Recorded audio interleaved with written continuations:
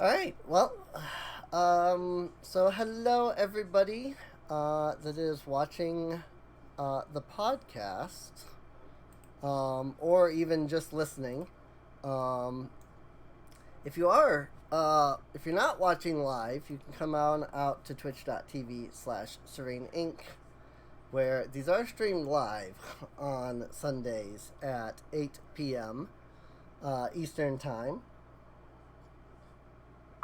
Um, but I'm going to go ahead and let everybody do a quick introduction. I guess we'll just start at the top of the list.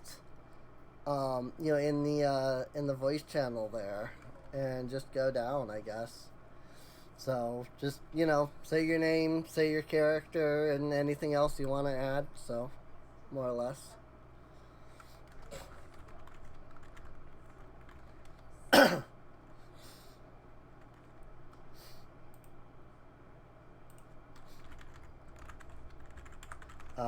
Which is that would start with chess, I suppose. Yeah.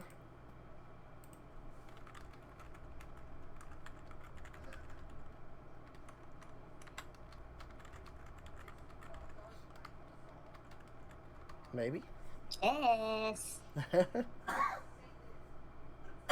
Hello? Did he go AFK and we didn't realize? Oh no. Oh no. There he is. There he is. Oh, there. Okay. I exist. I do not know where Gun is.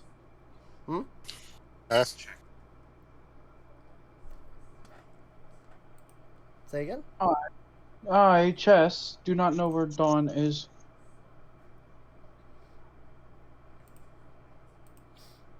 Hello? Yeah. Hello. Hello. No, we're all here. I'm just saying, like, for, just doing like an introduction to the people like watching, right? Yeah. So you can just say like, your name and like your character and anything else you want to add. Where should I start? Oh boy.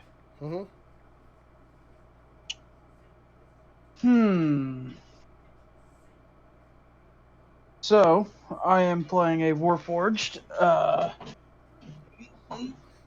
Tempest Domain Cleric. His name is Bolts. He, has lived many iterations. And he is looking to live a peaceful life that he quite honestly deserves. Alrighty.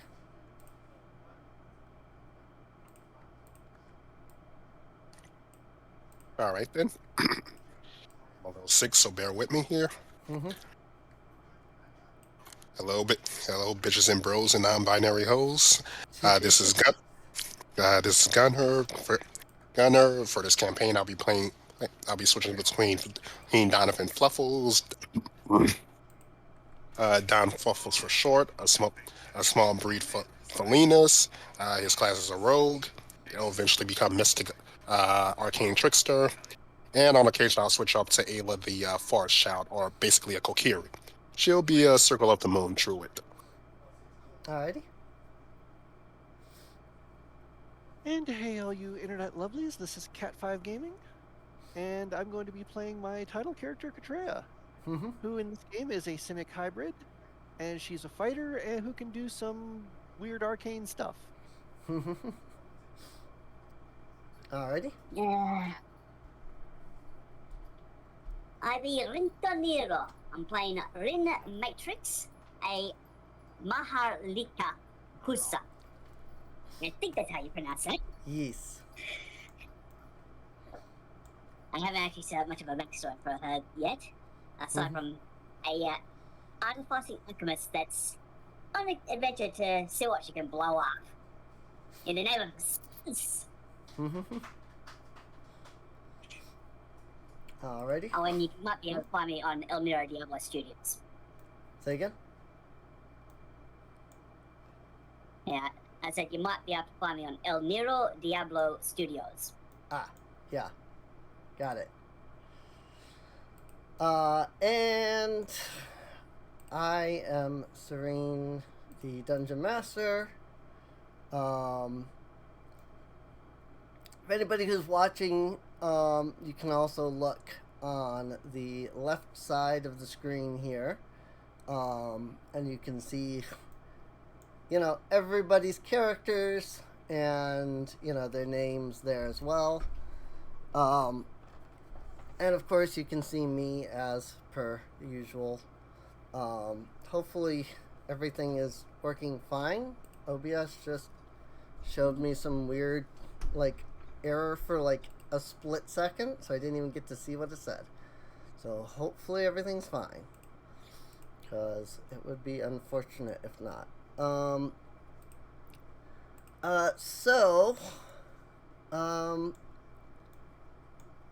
Our adventure here begins in a faraway land known as the City of Nethu.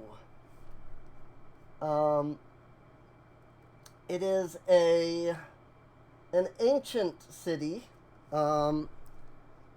Many people claim that the city has been in existence since the First Age.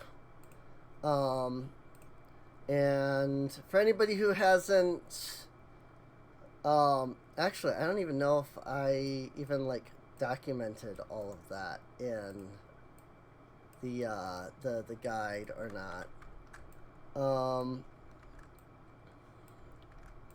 But anyway, so Versumi has gone through two major ages. The age of, or the first age, as it's known as, a time when history wasn't well documented. Legends were born and crafted. Gods ruled over the world. Things like that. The First Age came to an end after what people refer to as the Great Eldritch War. A terrible and devastating war that ended with the Great Sundering.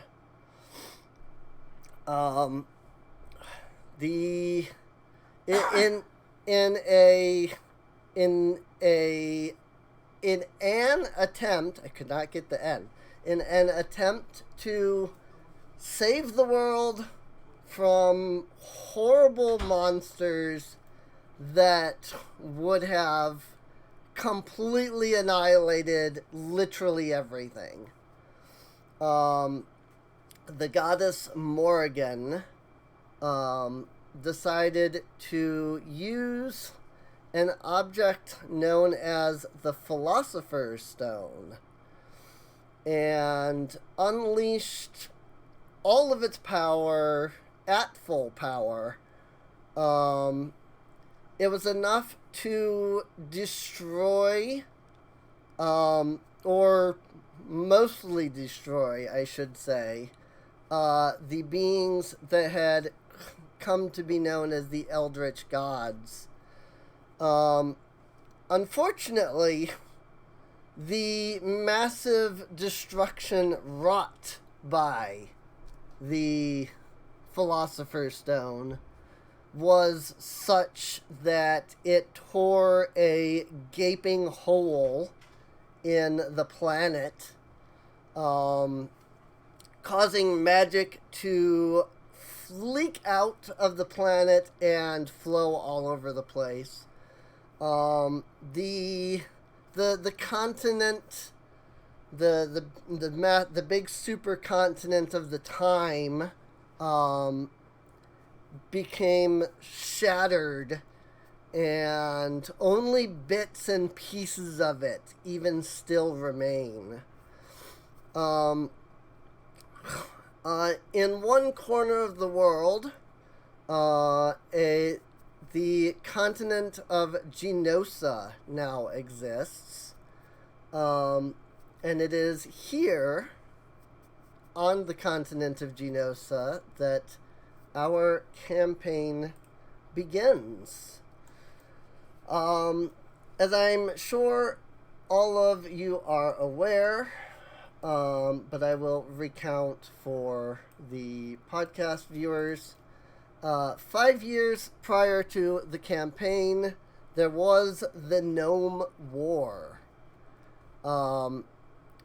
Horrible little monstrous creatures about 2 foot tall crawled out from the depths of the earth, wielding powerful weapons of unknown origin that could create massive spell-like effects. These gnomes, these little creatures, crawled their way across Genosa, attempting to conquer every last portion of the continent.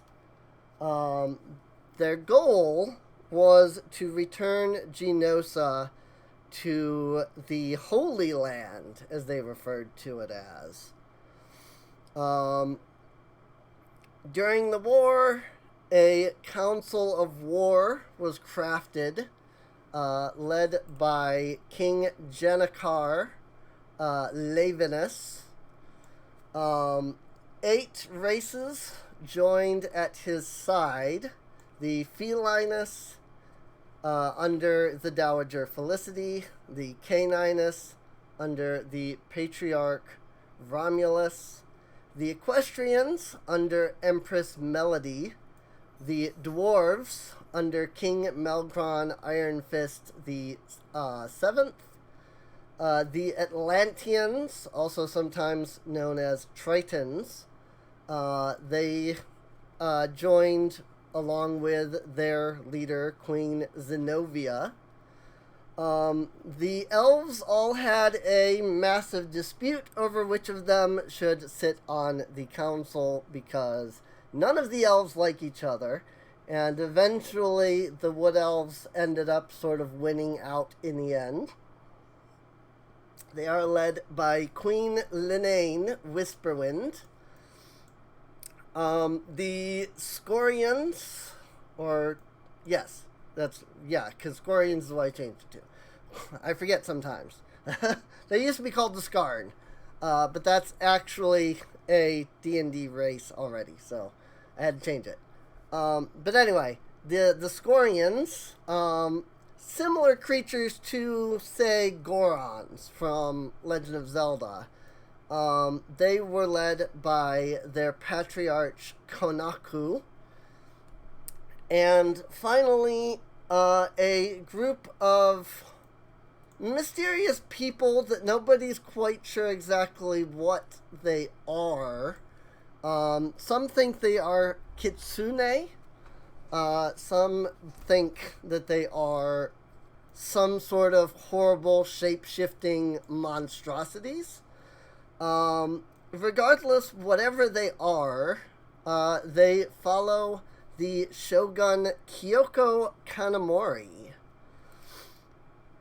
And it is these 9 that make up this Council of War. They refer to themselves as the Council of Magic, because they came together and they are, during the No More, they were able to basically clone very powerful wizards, and using a large army of very powerful wizards, they were able to finally push the gnomes back. As the No More came to an end and the gnomes saw that they were losing, they activated some sort of ultimate weapon. Nobody knows what it is. Nobody knows what it was supposed to do. All they know is that the moment of its activation, the area that was the final fight, essentially, of the No More erupted into a massive cloud of fire. And everything within about a 2-mile radius of that point is now complete and total utter wastelands. Again, nobody knows what happened. Only those who were there know what happened. And unfortunately, none of them survived, as may be obvious by, the explosion.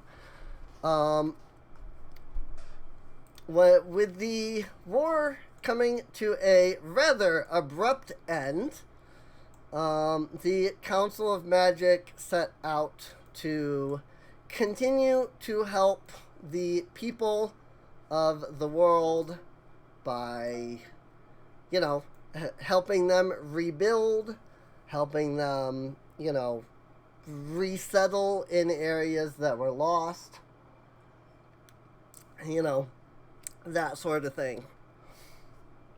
As for all of you, you are a band of misfits and adventurers. It has been 2 days since the caravan began its journey across the lands that is known as the Desert of Illusions. The Barren Wasteland... sorry about that. The Barren Wasteland stretches out as far as the eye can see, yet you know that within this wasteland are the twin cities of Netu and Kirasai. While many travel across this desert, few are foolhardy enough to travel individually. Those who do find themselves quickly conquered by the desert. And the hot desert sun beats down upon your head, and you can feel the heat rising from the sands around you. Luckily, the majority of you need not walk it on foot. Instead, you ride upon the backs of creatures called Sorai. They are reptilian creatures that walk on their back legs, having 2 stubby arms and long triangular-shaped heads. Each has been fit with a saddle on their backs for you to sit on. Think like... I want to say think like what people see as like raptors, velociraptors, basically. But they're more, they have like stubby like T-Rex arms, kind of, if that makes sense. So, that said, as the caravan is going along, it suddenly comes to a halt. As you look ahead, you can see the caravan master, a rather powerful-looking centaur of a man, holding his arms out. He has stopped the caravan dead in its tracks.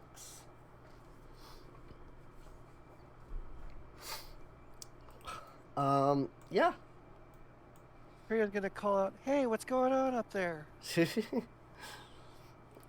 All these centaurs, ugh, always so demanding. Let's see.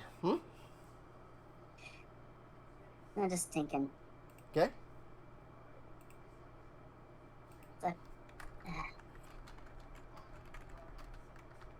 Yeah, never mind.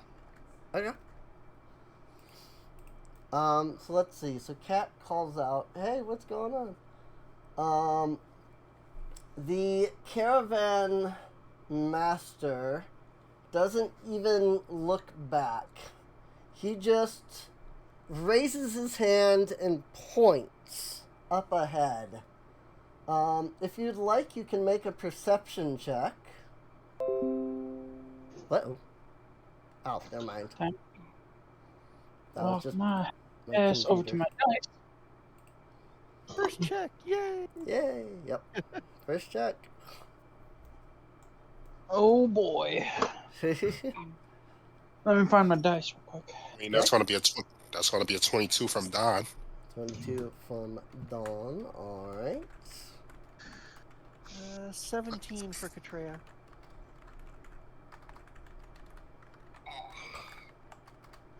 What do I roll? What dice type do I roll? D20 plus your perception modifier. Yep. Shit.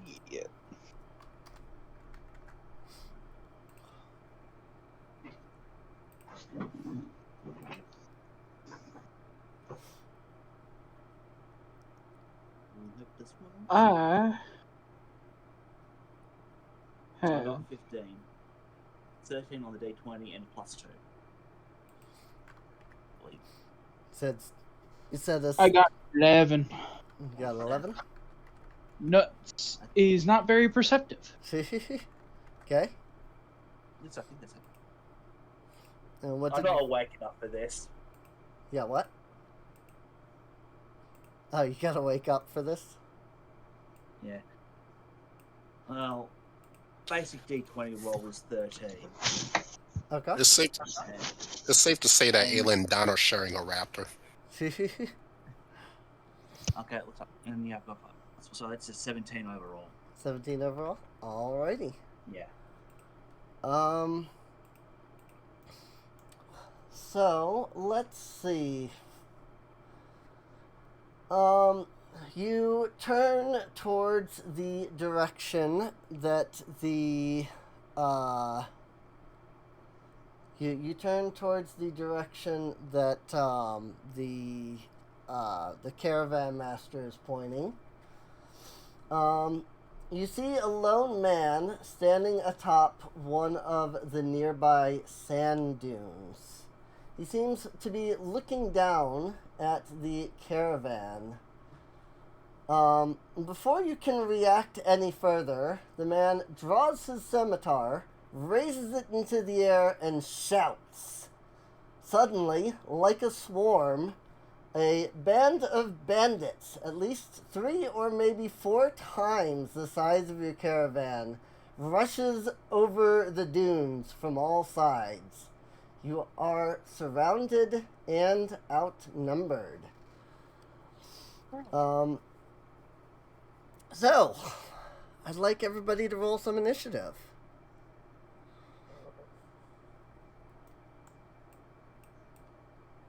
It was plus 3, right?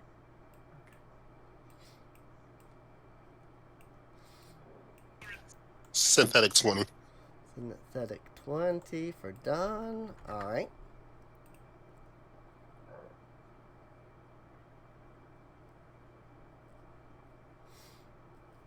Nuts rolled an 8. Ouch.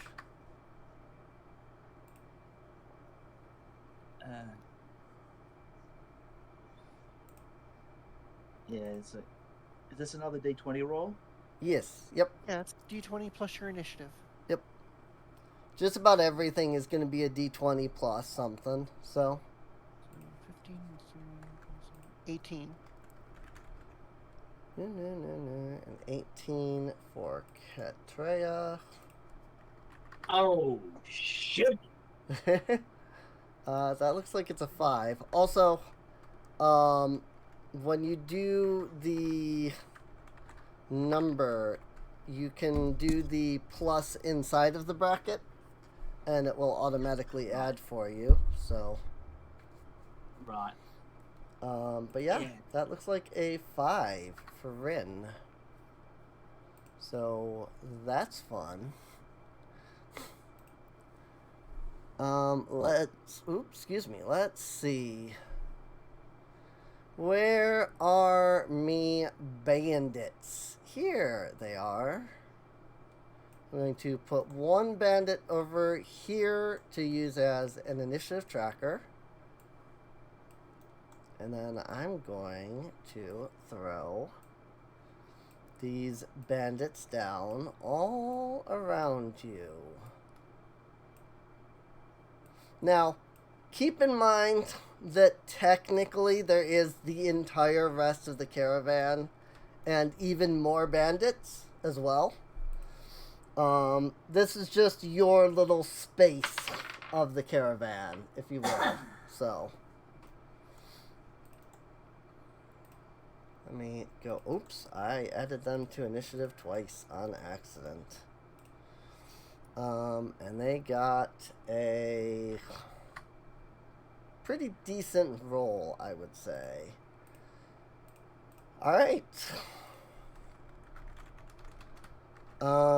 I guess, Don can start us off.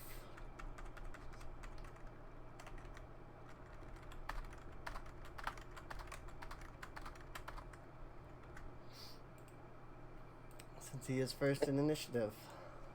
That is. He's just gonna back up a step. Yep, and just pull out short bow and shoot at thief 6. Okay.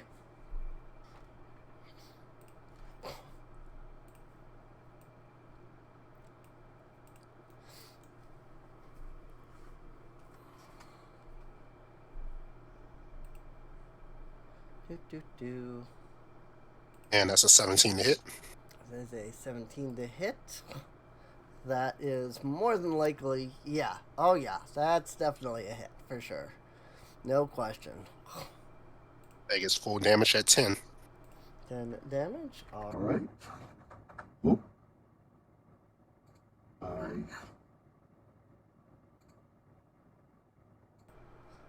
Apparently have a keybind for that.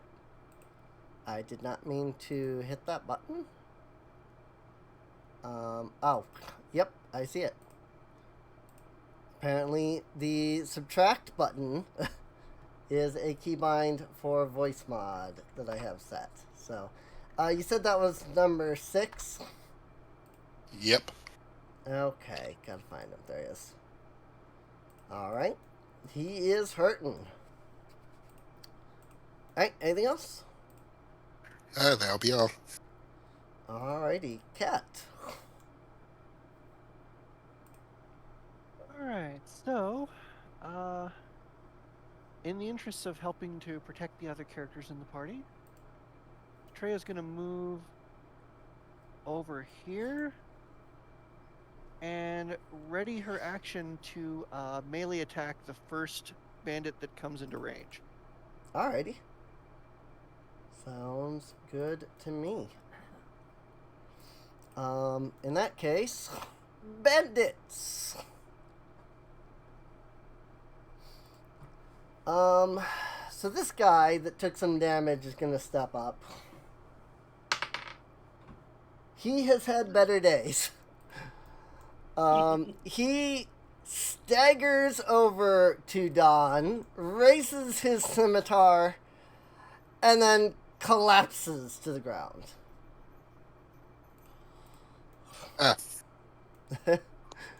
He has had better days. He's not feeling so hot. Let's see. This guy is gonna come step over. Okay. I assume a 7 is going to be a miss on Don. It's a miss. Alright. That's what I figured. Thief 4 is going to step up here, triggering Katrea's ready to action. Yep. So I get to, let's see, where's my rapier attack? Okay. Now let's see if it holds true that I usually roll good on initiative and bad on attack rolls. Right.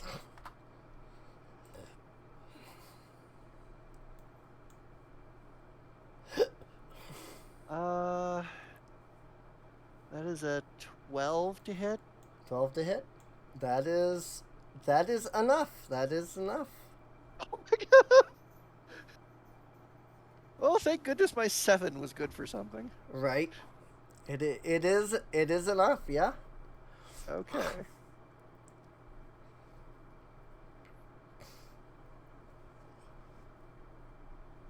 So damage is max damage. Ooh. So that is 8, 9, 10, 13 points of piercing damage. 13 points of piercing damage to Thief 5. All right. He is down.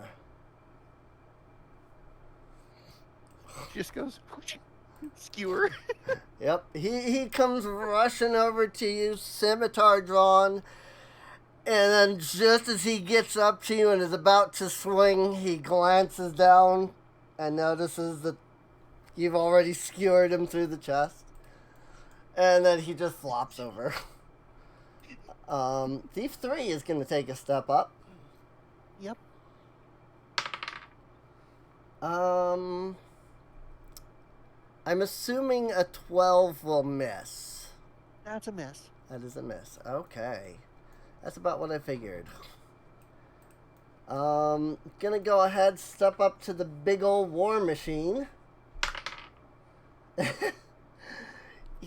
This guy rushes up to the big war machine. He pulls his scimitar back. He stares at Nuts. And then he just turns around and starts booking it the other way. You can make an opportunity attack on him if you would like, using your reaction.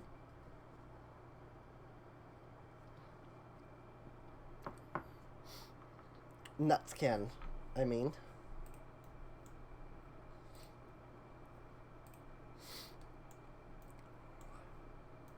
Assuming Chess isn't muted or something. Nuts will thwack the thief over the top of the head with a water hammer. Okay. Does a 12 hit? Does a 12 hit? Yes, 12 is enough. Alright. I get a D8. Just...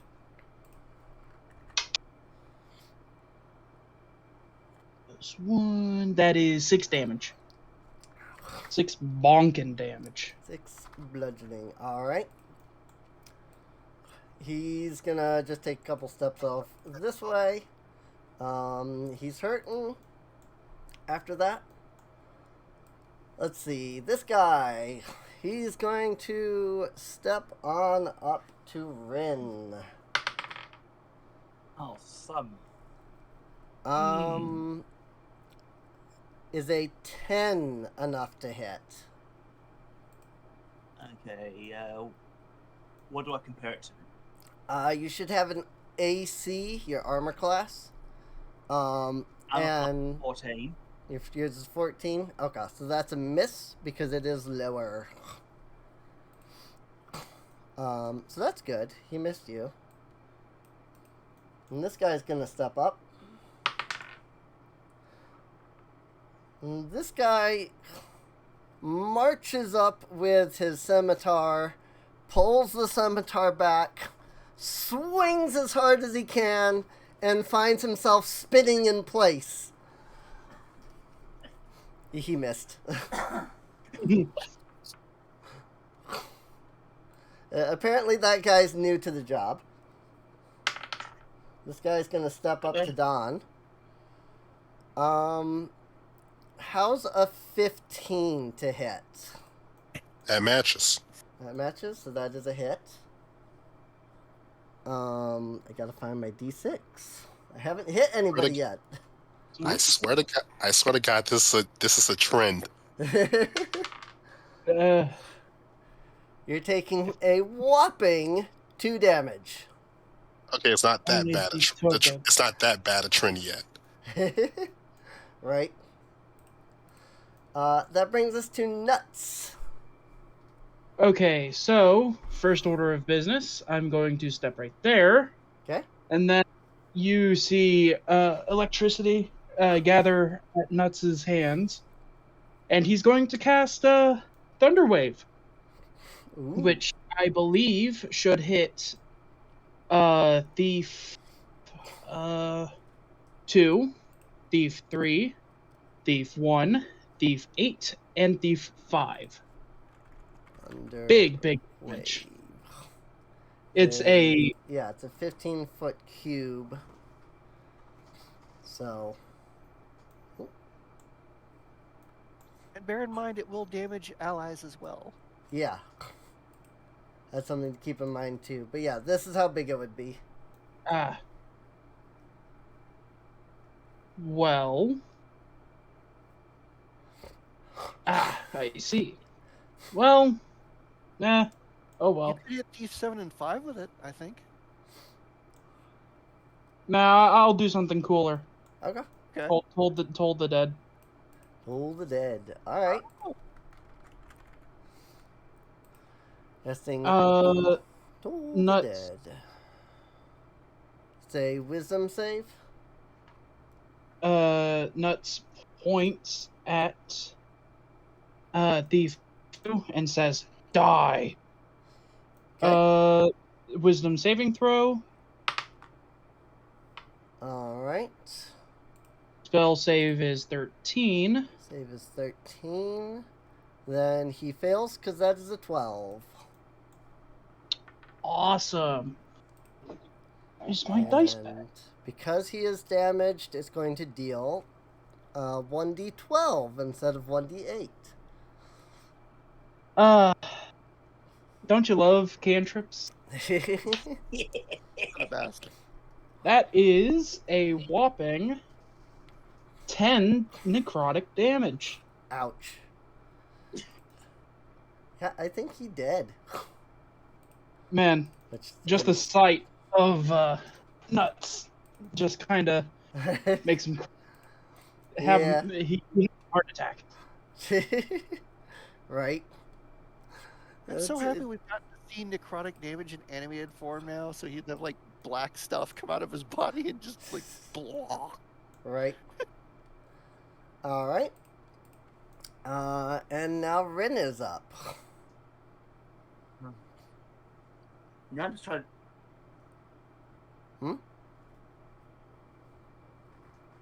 Freaking voice changer turned off and hear myself turned on again. Oops. I'm just trying. Yeah. I'm just trying to decide. Do I do the 1d6 plus 1 of a spear poke or the d8 plus 2 of a light crossbow? Well, since you're in melee range, you would have disadvantage on the crossbow, so you'd probably want to use the spear. So you'd want to make a d20 plus the number there that's listed as the modifier. And then if you hit, then that's the damage you deal. The 1d6 or whatever it says. So, because you should see spear, and then you should see a plus something, and then the damage is the next one after that, so. Yeah. Spear, attack bonus of 3, damage type of 1d6 plus 1. Right. Yes, I believe that it is. Right, so it'd be a 1d20 plus 3. Also, your voice changer keeps turning on and off. Yeah, I know. It might be a keybind. It shouldn't be.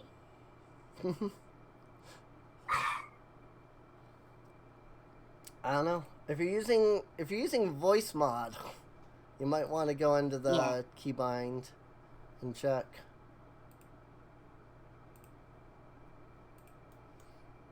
See if you have the... Okay. Yeah, I just killed the push to voice changer and hear myself on off keybinds. I have no idea why the fuck they were there. Okay. Yeah, that should work a lot better. Okay. Yeah. Let's try it. It's a D20 to see if I hit. Yep. D20 plus 3. Because of your attack bonus. And that's a 5. Motherfucker, it's a 5. Welp. You tried. So you swing. The dice gods hate me. You swing and you miss, unfortunately.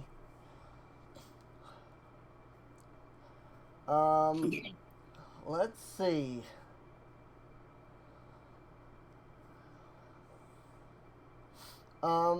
Before we move on to the next round of combat, I would like everybody to make a D20 roll.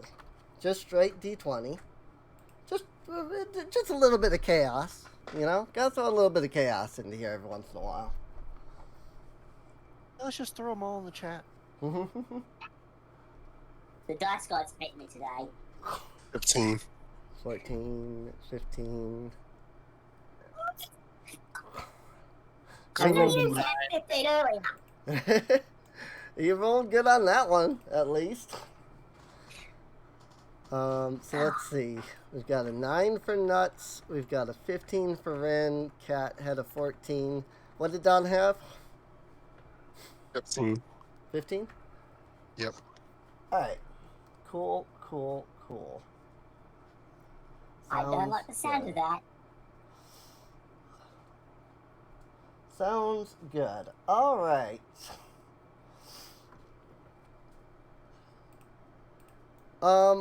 So let's see.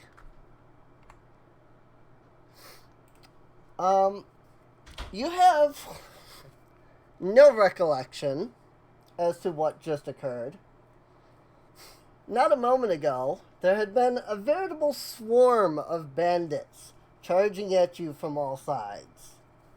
Now, the bandits all lie in the sands dead. As you glance around, you realize that you've clearly been in further combat than what you can recall. Your weapons, for example, you know, those of you using weapons notice that your weapons are covered in a bit more blood than you would expect from, you know, the people you remember hitting. Those of you who are like shooting arrows, like I think Don was, you realize like, hey, I'm missing like some arrows.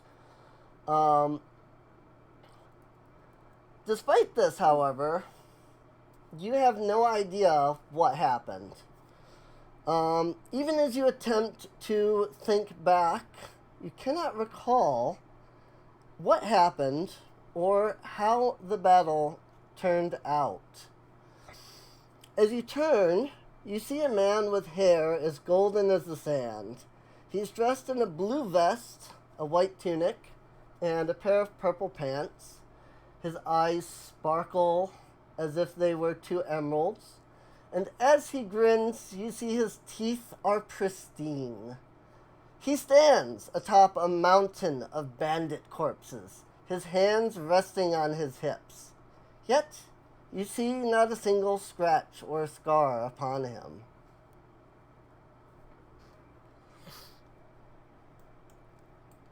Strange man, who are you? What happened?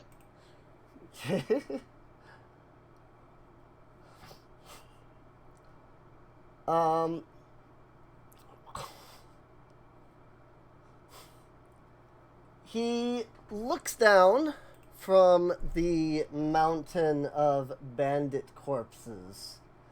And it's the oddest sensation. You can see his lips moving, yet it's almost like you're not hearing his words.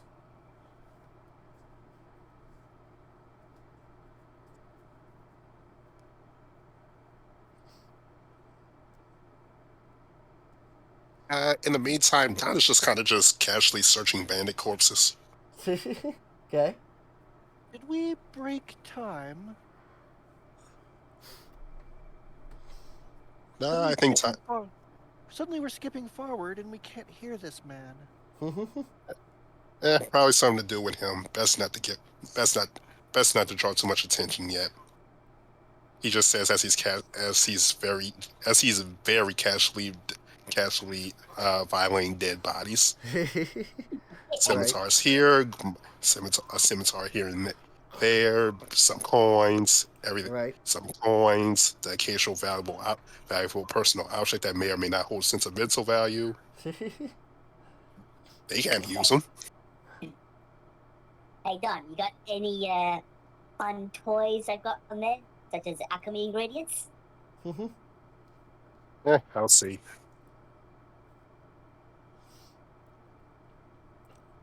The man slides down the mountain of corpses. He walks up to you and begins speaking, yet again, it's the strangest thing. Sometimes, for just a moment, you feel like you can hear him say something. But when you do, the words are jumbled and nonsensical.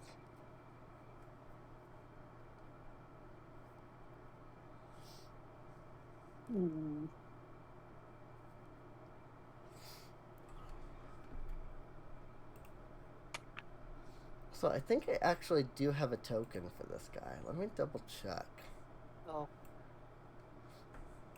Because I just realized I am back. I am so sorry. Welcome back.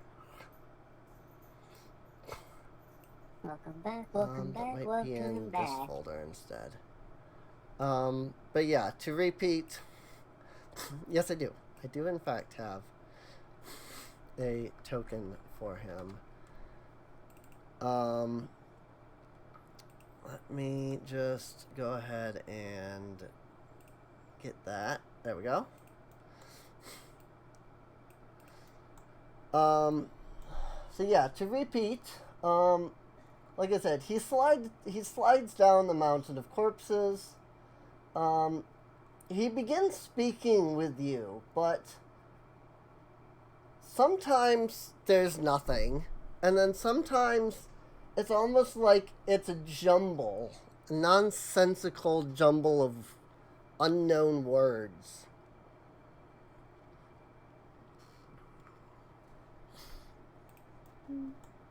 Duh.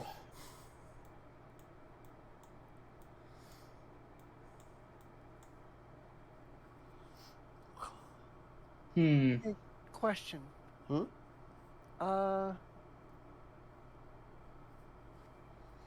Since deep speech is an aberration language and it's very weird and backwards in and of itself, could I use my knowledge of that to like try and see if he's speaking in some manner other than normal? Like, can I recognize the speech pattern, basically? Okay, yeah. The answer to that would be no. There's something completely unnatural about the way that his speech it's not just that like sometimes there's sound and sometimes there's not. It's it's not like it's a gradual thing or something. It's almost like it's a pop in. Like he'll be like in mid word when all of a sudden there's like sound, and then it's this like weird jumble, and then just suddenly it cuts off. And from your knowledge of language, you actually have no idea what he is saying. It doesn't even sound like a language.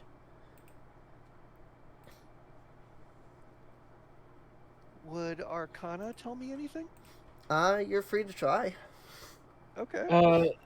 Can I do a religion check to see if this is anything weird with that? Sure. Since I am a cleric? Yeah. Sure, you can give me a religion check. He's actually saying, "Be not afraid." Wow, that was almost a 1. That Ooh. was an 8. That was an 8. Oh, hey, All I right. actually got a good counter roll. I'll try rolling Arcana as well since I got 18 intel. All right. And say +6. 21 on Arcana. Now, what do I roll? So for any skill check, excuse me, for any skill check, it's going to be a D20 plus whatever your bonus is in that skill. So if you said you had a +6 in Arcana? Yeah. Okay, so it would be a D20 plus 6. 15, not bad. All right. Let's see.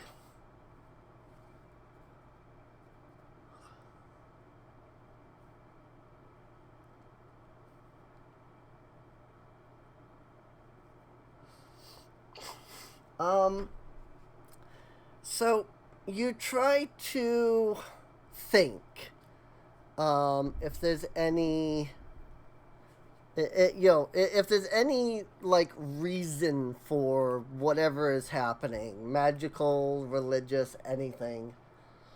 The three of you spend a moment kind of mulling it over, trying to figure it out while, watching this guy speak. But despite everything that you're trying to do, you can't seem to make any headway.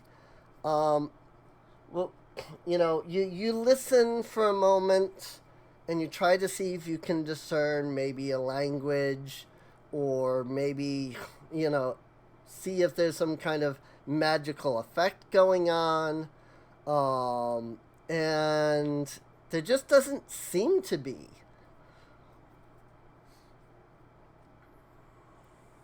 Well, anybody got any ideas? Because I am stumped.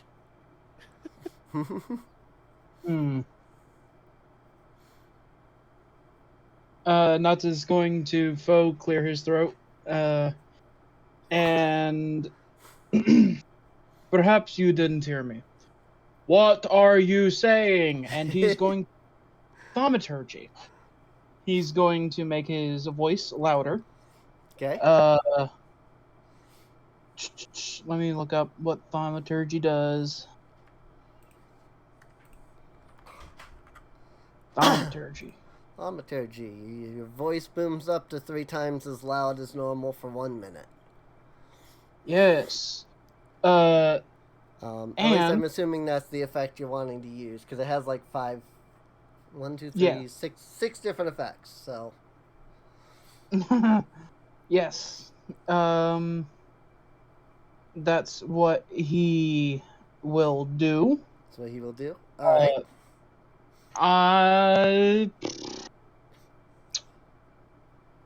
He's gonna do it. He's gonna try and do it all intimidating like. Okay. You can give an intimidation roll if you'd like. Wow, that was a surprisingly good roll. That was a 19. 19. Nice. Alright. That is a good roll. And he's going to step right in front of the man. So, your voice booms out very loudly towards the man.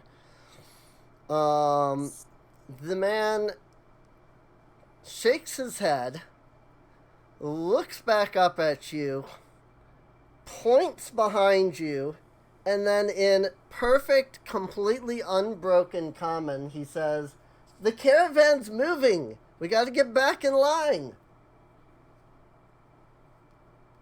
How simple that was. No speaking in backwards, no speaking in forwards, just speaking.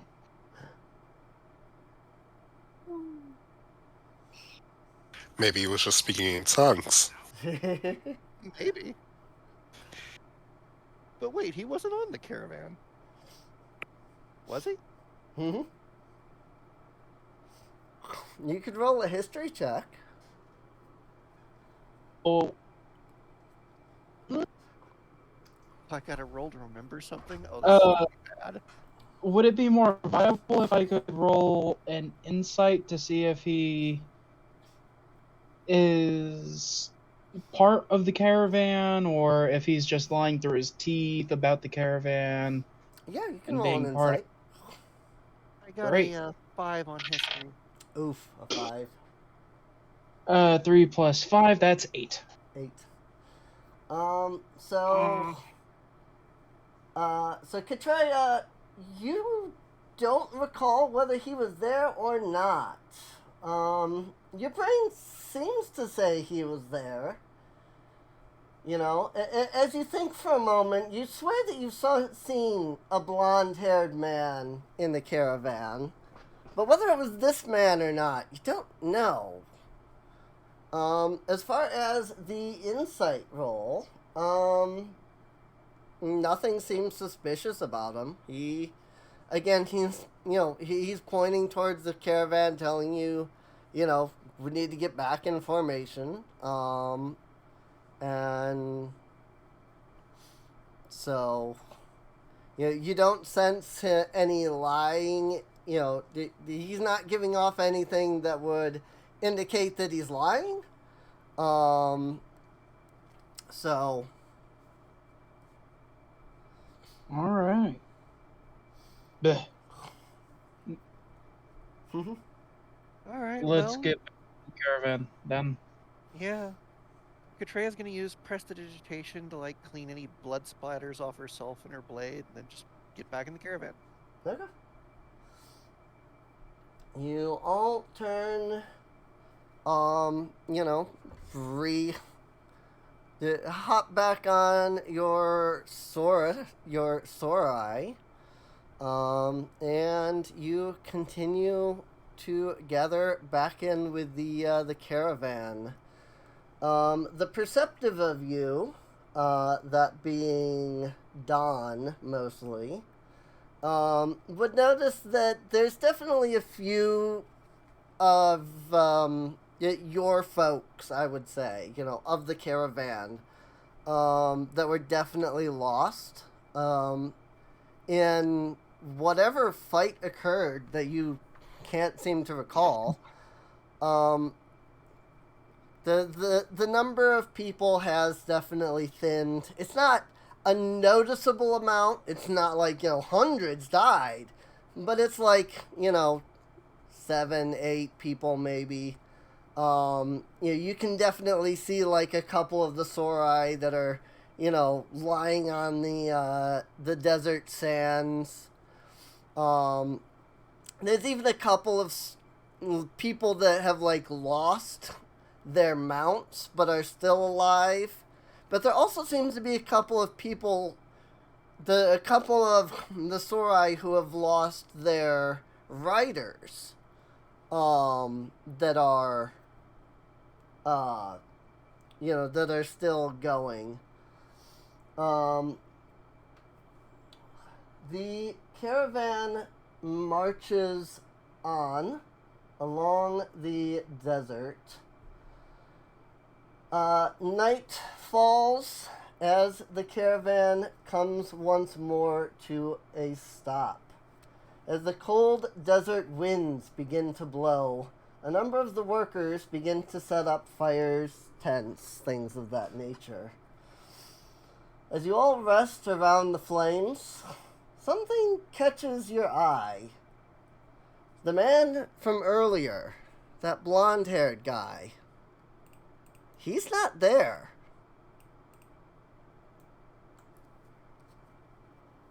Strange. Okay, I'd like to redact my time theory and insert a reality is slightly broken theory. I'm going to roll a perception to see if he's actually gone or just hiding. Alright, yeah, you can roll perception. That's another D20? Yep. I would like to help. I would like to give the help action. Okay. Nuts is giving you the help action, which means that you get to roll with advantage.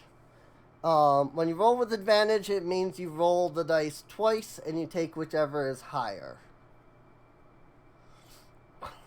So D20 plus your perception modifier, and then roll that twice, and then whichever is the higher is the number you take.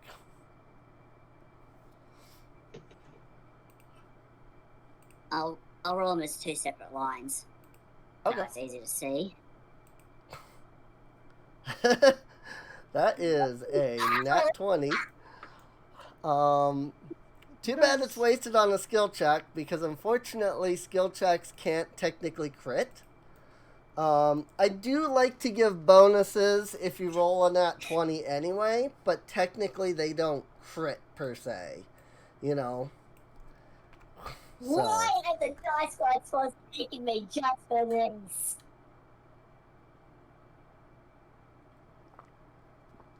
Oh, I could have used a line. Oh well. So you are, like, focused. You scan every individual person throughout the caravan, you know, looking and watching super close to see if any of them look like the blonde-haired guy. Even if it's just slightly or something, you know. Maybe it's a slightly darker hair color because it's dark or something.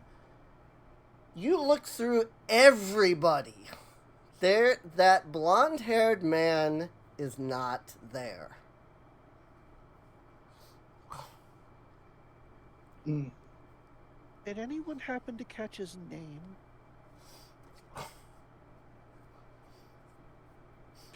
We can barely understand him, much less catch his name.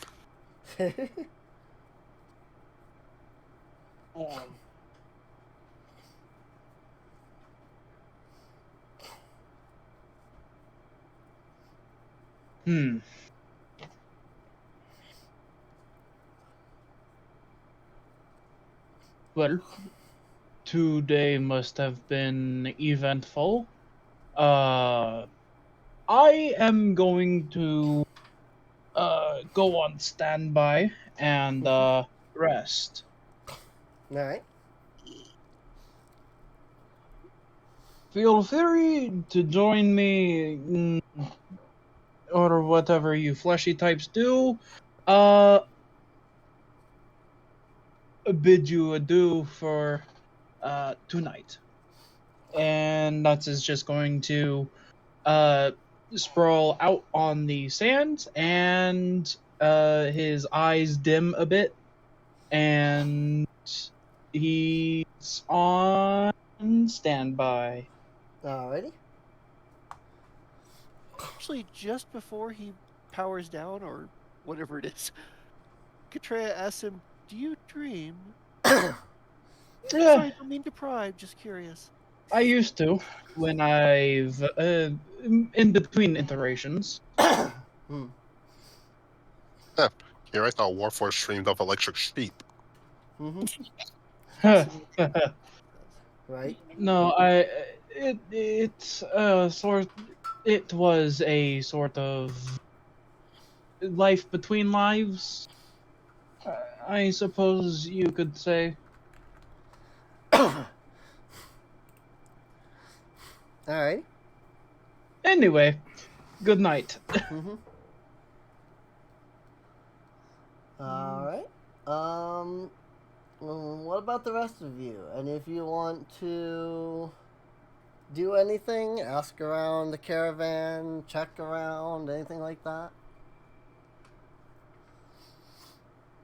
Don Fluffles was injured, right? Oh, Yes, he would have been. He took, like, what? 4 damage or something? 5. 2 damage. 2 damage. Oh. Well, Katreya can make 1 healing potion a day for free. So she's just gonna, like, give him her healing elixir. Just like, here, drink this. Okay. Much appreciated, beautiful. No problem. Alrighty. check my tool packs to make sure nothing's missing. Alright. That might have been absconded with. That is a smart idea. I'm also going to check my stuff. You check your packs, and there is, in fact, nothing missing. Right. Still a very clever thought. I hadn't thought of that. Yeah.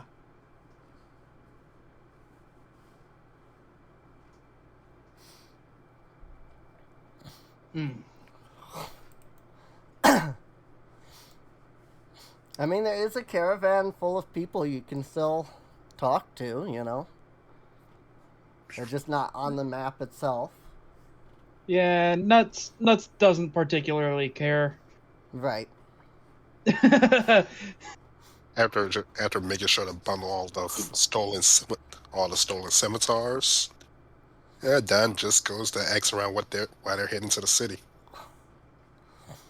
Asking the different people. Pretty much. Yeah. Okay. And he just lets Ayla watch his things. Because nobody's gonna mess with a volatile forest child who knows shillelagh.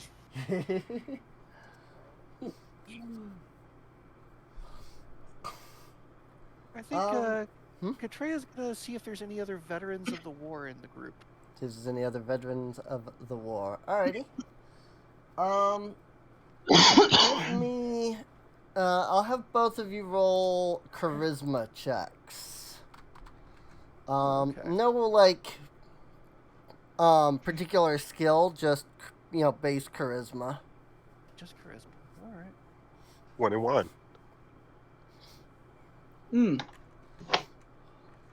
13. Okay.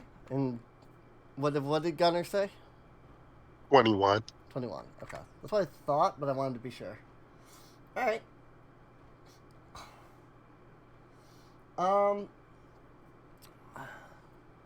As the two of you go about through the caravan, you notice that there are, sorry, hiccuping, like, randomly in the middle of, like, trying to speak. Katreya is able to find I wouldn't say veteran, per se, but people that have been displaced by the war. Counts. Don is able to determine that many of them are making their way to the city of Netu, because Netu and Kirase, did I say it was? I believe. Yeah. Netu and Kirase are two cities that didn't seem to get affected by the war. And it's not that the war didn't reach them. It's the strangest thing. The gnomes went around the desert.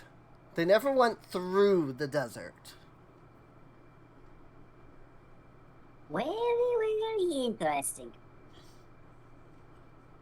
Well, sand clogs up machinery.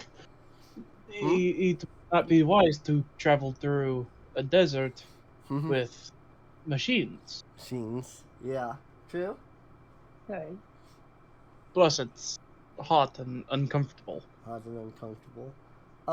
Would anybody like to roll a history check? If I do, I'm going to be rolling flat. I don't have any bonus to history. Let's see if the dice gods favor me. Let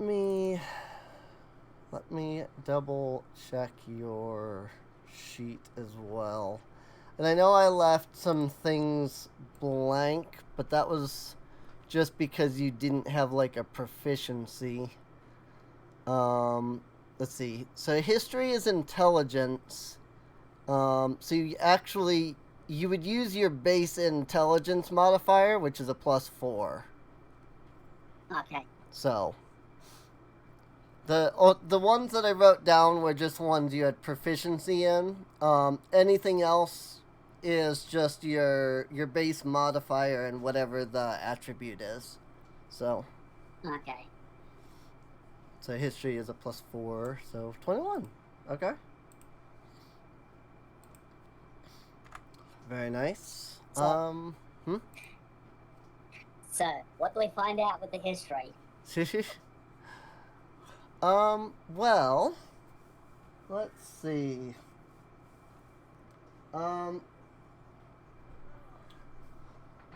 So, as for the history check, once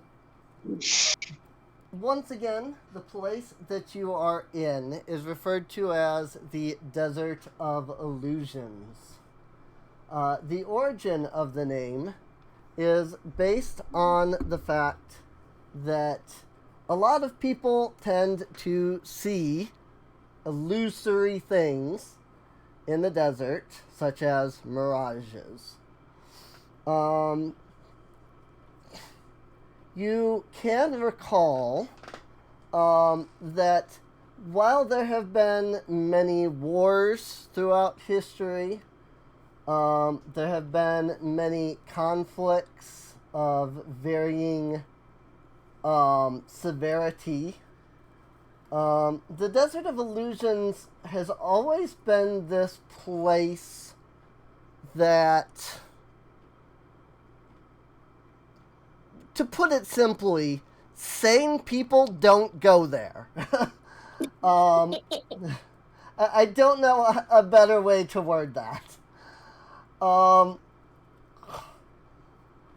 Now, that said, plenty of people do go to the Desert of Illusions, namely the cities of Netu and Kirasai that are within the desert. One thing that you do recall is that there are legends that back during the First Age, there was some sort of massive conflict that occurred in there was some sort of massive conflict that occurred in the desert itself. There used to be a people known as the Olnatha Empire. Their king Achemeron, he was once a king that ruled over much of the known world at the time. His people were very powerful. They were... some legends claim that the Olnatha themselves are the progenitors of many of the gods, such as the Titans Cronus and Rhea, or even Bathala, or even Odin. It seems as though that these people existed back in a time where legends state that most people were more or less immortal.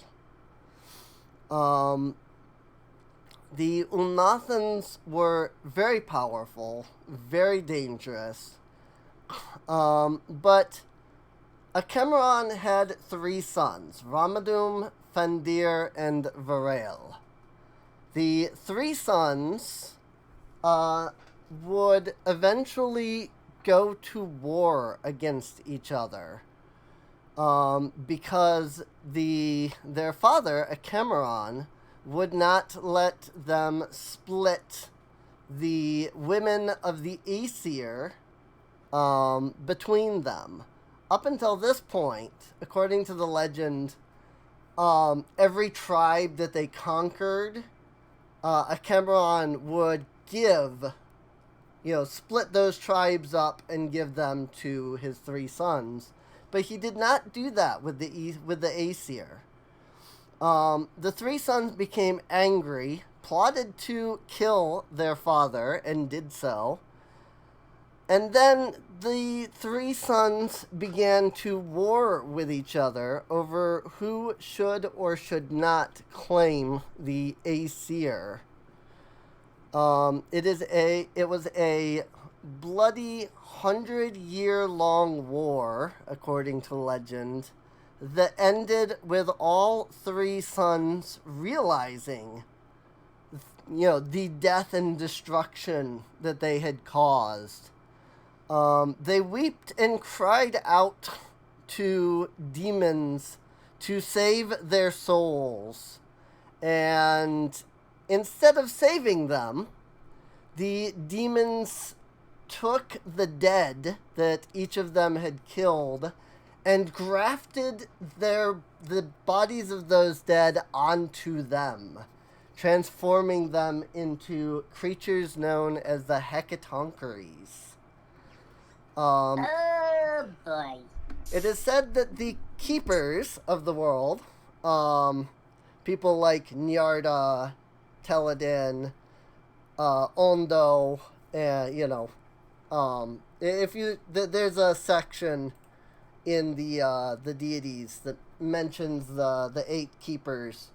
It said that the keepers came to the Hecatoncheires, heard them crying out, and were unable to put them out of their misery. And so the keepers buried them deep, deep underground.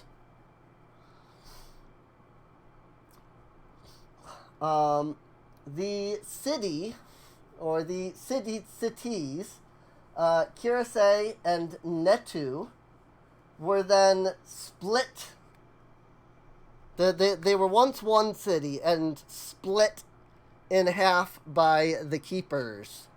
A large mountain range was driven straight up from the middle of the city, cleaving the city in two, and forcing the 2 cities, the city the 2 halves of the city apart.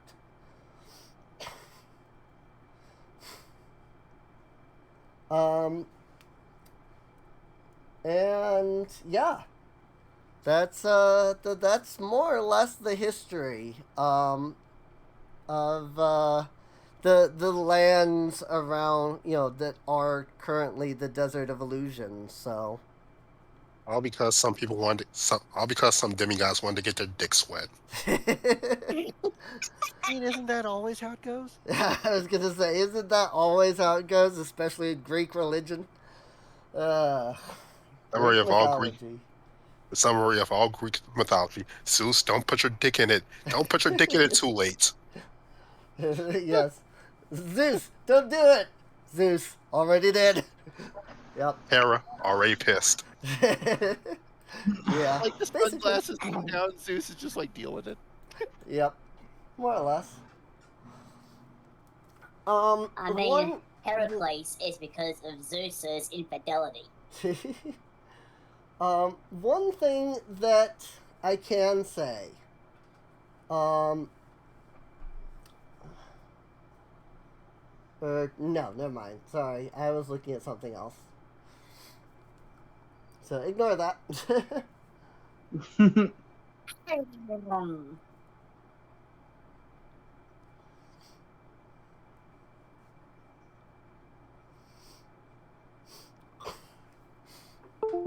Ooh. And I just had something disconnect on my computer for some reason. I don't know what, but everything seems to be working, so. I assume. Oh, well, Yeah. working. All right. But yeah. Anything else? No, after that, I think Katrea's gonna retire for the night. Alrighty.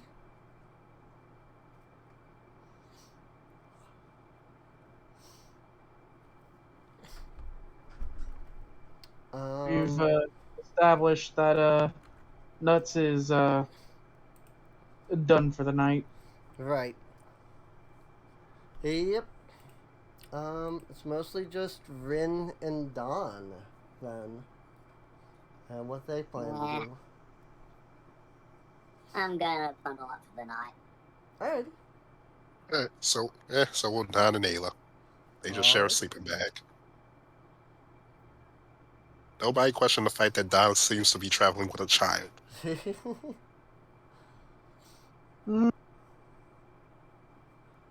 I've seen weirder. I've seen worse. Right. Katrea lifts her hat up her face for a moment and says, "Of course you're seeing weirder. I'm right over here." And then she puts her hat back down. Fair enough. I travel with a strange group of fellows. That's an understatement. So earlier I had you guys roll a couple of d20 rolls. Do you guys remember what numbers those were? I seem to have accidentally erased them. I know mine was a 15. 15 for I Don? know. There's Alright. still in the chat. Oh, right. That's right. Most of you rolled in the chat, didn't you? Oh, yeah. 9, 14, and 15 as well. Okay, got it. Sounds good. Yeah. Sounds good. Alright. I do not like the sound of this. It's never a good thing when the DM has to recheck your rolls. Mystery rolls in general. Yeah, mystery rolls in general are kind of awkward and weird and what the heck, you know? Oh, is this the like safety for the night sort of deal? No, because I would have had you've got like a full caravan of people, so there's plenty of people keeping watch over the night.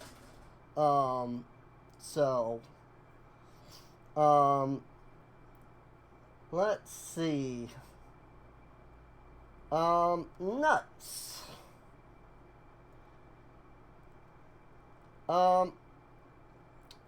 Though you're on standby, a jolt, almost like a spark, jumping through your body. Suddenly, like that. I don't imagine that's weird for Nuts though, because of the nature of his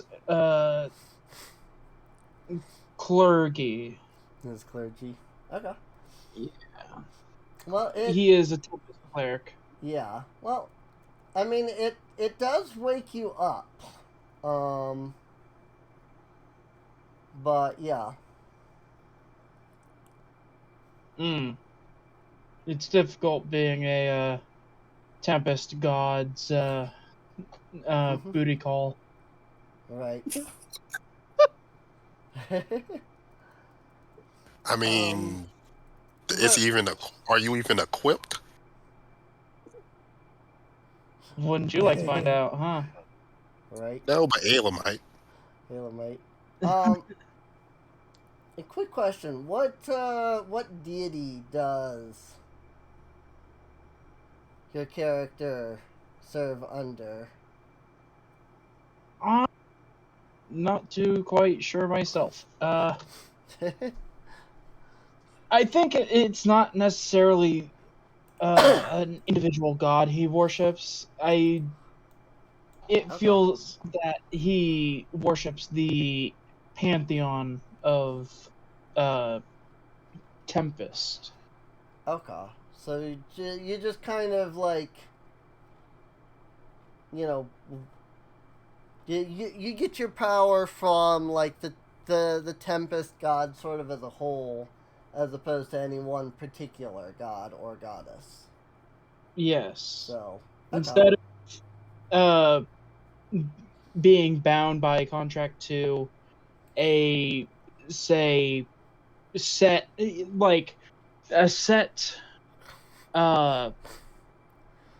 morals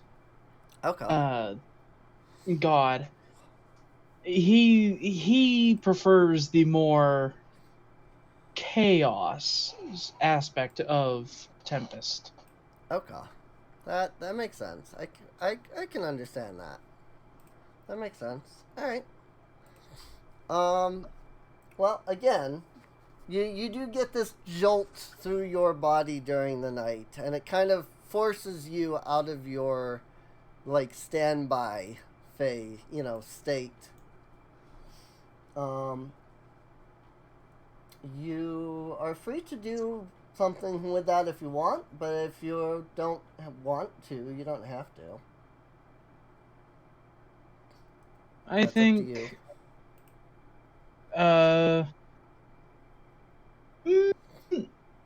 At that point, Bolts would be confused because even his innate electricity doesn't bother him. So this is an outside source, and he wants to know if it's to summon him or what. All right.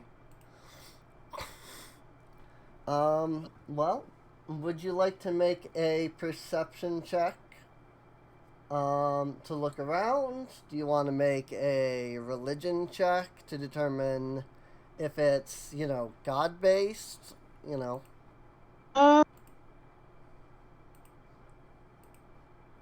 Sure, religion. Okay. We can go with religion then. That's a 3. That's a 3. That was being a 20, but that's a 3. Oof. Unfortunately, you get no answer from the gods in relation to why you are suddenly awoken. So. He will go back to sleep then. If right. the gods want to contact him, they can go down there themselves and wake him up. All right. Sure. Sounds good to me. All right.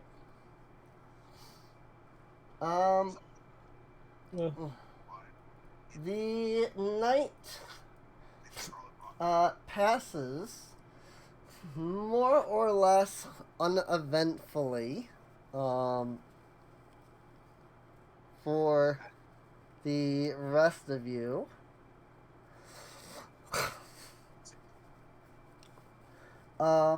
As you awaken, you awaken. You gather. You get together with the caravan. Have a breakfast. And then the caravan continues on. Give me just a second.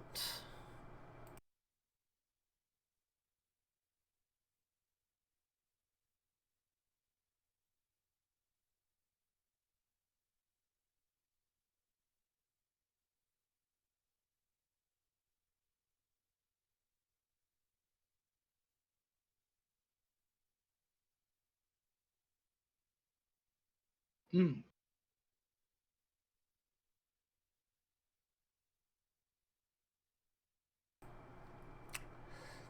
Sorry, I was having some minor sinus trouble there for a second. So I had to stop and blow my nose there, and I didn't want loud nose blowing on the microphone. So the caravan begins to move on after about an hour.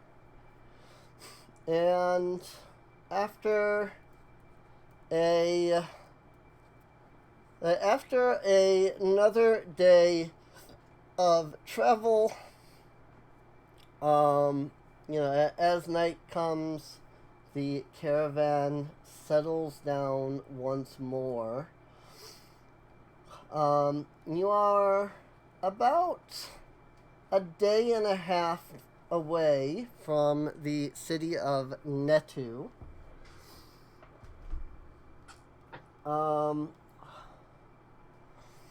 I do want to give everybody the chance to do anything they want with the caravan and interact with them, throughout the day's worth of time if you want to. But if you don't have any interest in it, that's fine. Well, I need to vanish for a few minutes. Okay. Oh, why don't you tell me? So, why don't you tell this kitten a little bit about yourselves? Well, I am on the run, as you probably know, because I am of gnomish design. I do not know who I was before I was this, but I know who I was, who I am. And I think something inside of me knows what I was before. The sleeping between iterations and yada yada yada. You've heard me explain myself many a time. Yeah, reminds me of another Warforged I know. He's currently on a contract with one of my business partners. Ah.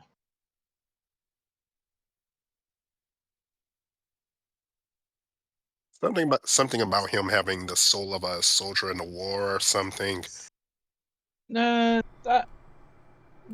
I was part of the war, died 43 times as my iteration number right here on the chest indicates. I Sorry. I'm just having random sinus trouble for some reason. In fact, let me mute again. I don't exactly know what else I can tell. All else is would be made up. Fair enough. I have been living for about a year. So Believe it Well or then, not, welcome to I the know. welcome to the world. Believe it or not, I know exactly how you feel. Alright, sorry about that. Like I said, I was dealing with sinus again. So, Do tell, beautiful. He just smirks a bit and then continues. I can't talk about a lot of my past. Technically, I'm not allowed. Needless to say, I was also involved in the war. Technically, I was like you. I was sort of.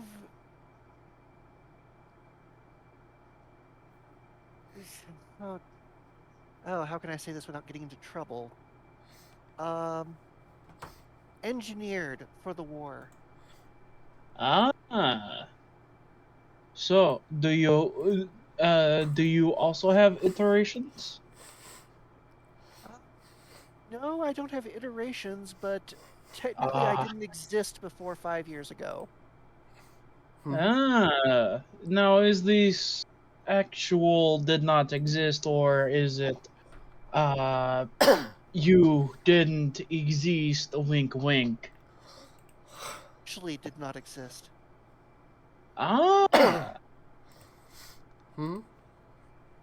was one of the mages, the council's last-ditch efforts towards the end of the war. Mm, They got creative towards the end. They did too. They did indeed. Unfortunately, yeah. they also tended to meddle with things they didn't understand entirely. And that's where I come into the picture.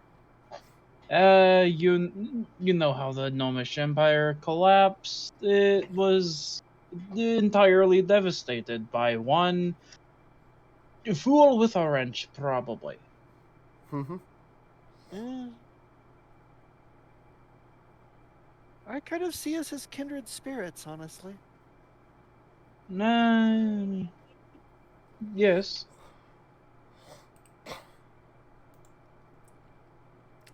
Indeed. Recruited into a war that neither of us really chose. I don't necessarily think I was recruited.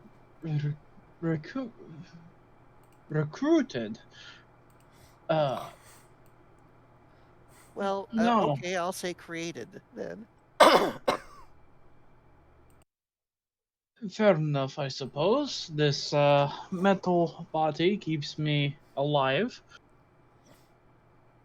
And I certainly do not feel like I was born this way.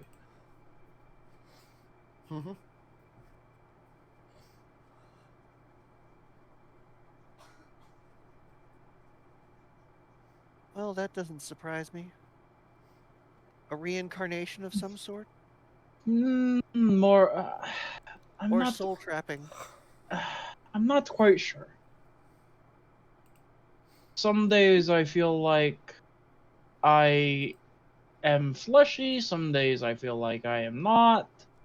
So maybe a combination. Maybe neither. Maybe I am just a machine. To that I am. That is out of my capabilities of knowing. Do you feel discomfort? Not discomfort from my body, more like uh, a deep uh, instinct to not be metal.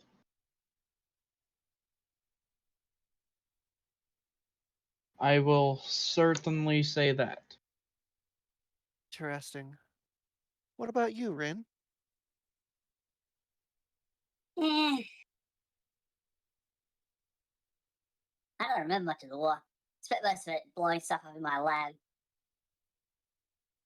Just for experimentations, of course. Yeah.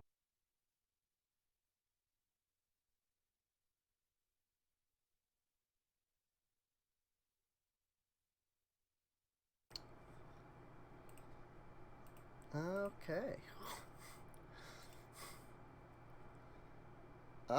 Let's see. Yeah. Anyway, Hmm? I'm just traveling. Yeah. Anyway, I'm just traveling to the city to see some old friends, maybe an old lover or two, or a dozen. Scandalous. Oh, you don't know the half of it. Oh, I respect that quite a bit. That is very respectable. I I do mean, agree. between us, I did used to be Felicity's boyfriend. Hmm. Ooh. You know, Odd. before she had to join the council and everything. I'm sensing Yeah. some good stories there. I'll have to lend you a book or two. The books. Yes, I am a bit of an author. Scandalous.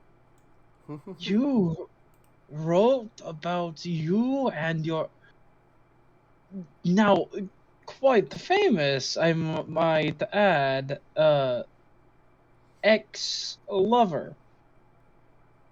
Lovers. Oh, scandalous. Hey, if this book is illustrated, I know exactly what section it's going in. No, Ayla handles the illustrations. He just points over to the he just points over to the forest child giving the wave.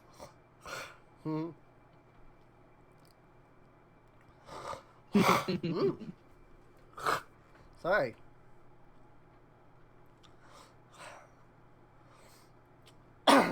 Not trying to be nasty here, but my sinuses are kicking me in the rear end. I know the feeling. And my lunch just baked. Let's see. So I ate it. Well, I've been seeing pop-ups on Windows about poor air quality, so it doesn't surprise me. Yeah, things have... I've been dealing with this for a couple of years now. I have to actually see a specialist about it, but there's only so much I can do at the moment. So... And back. With food. Back with food. Nice.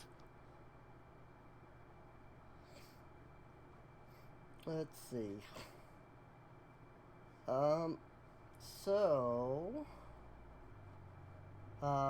if you guys are ready to, I don't want to push to, move on, obviously. So. Oh, I'm ready to go. If other people are. Huh? Yeah.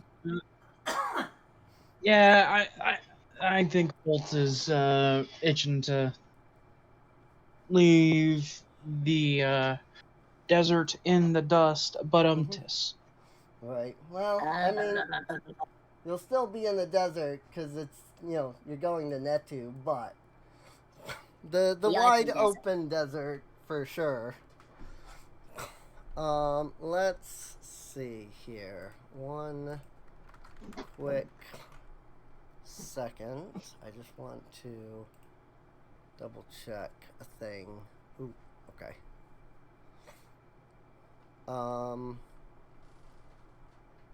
Right. At least the city will have running water and palm trees. Very true, very true.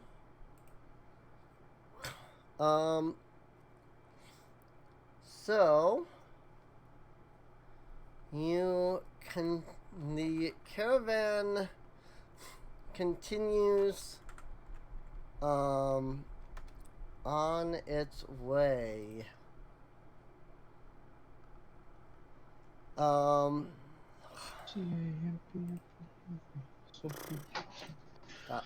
Nope. Thing. Don't do that. Oh. I'm hitting the wrong buttons here. Sorry, I was having complications all of a sudden for some reason.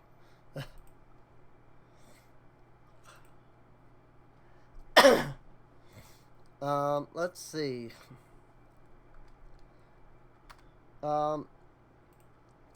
The caravan continues on down the desert. It takes you another I would say day and a half to arrive, but you finally see the mount. After about another day, you can finally start to see the mountains. Over the horizon there, and then finally, as you continue along, about another half a day, getting you to the gates of Netu. Around, I would say the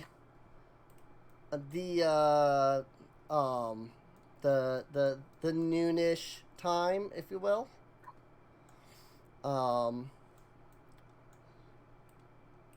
There is a teeny tiny little marker all the way down here at the bottom. It's a little hard to see because I didn't realize the map was this big. In fact, I'll make it a little bigger so that it's easier to see. But this is what we call the party token. While you guys are in the city, as long as you're, together, instead of moving all the individual tokens all over the place, I usually just use a singular token here to give a general idea as to where you are. As for the city itself, the city of Netu is roughly circular in size. Not perfectly circular, as you can see on the map. But if you were to measure it in terms of a circle, it would be roughly about 1,700 feet.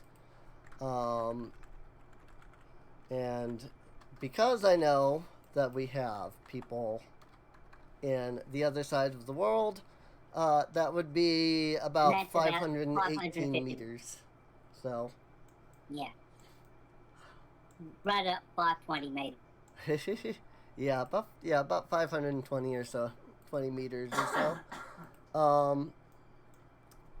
so.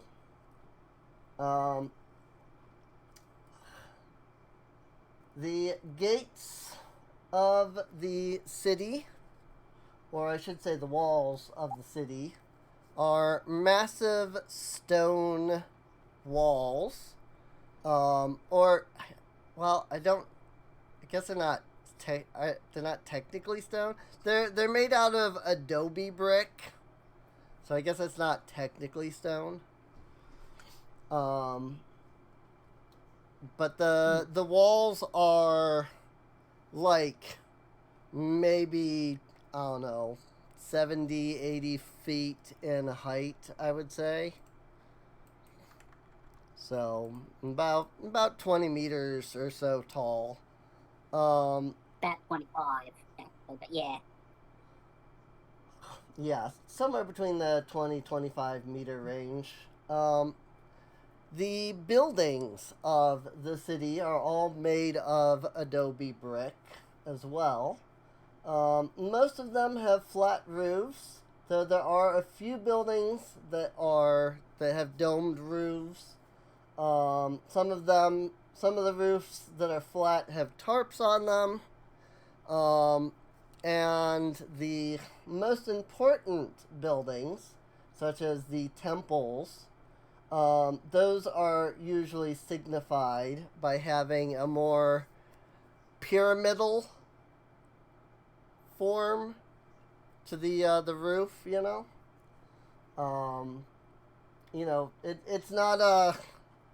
It's not like a cone.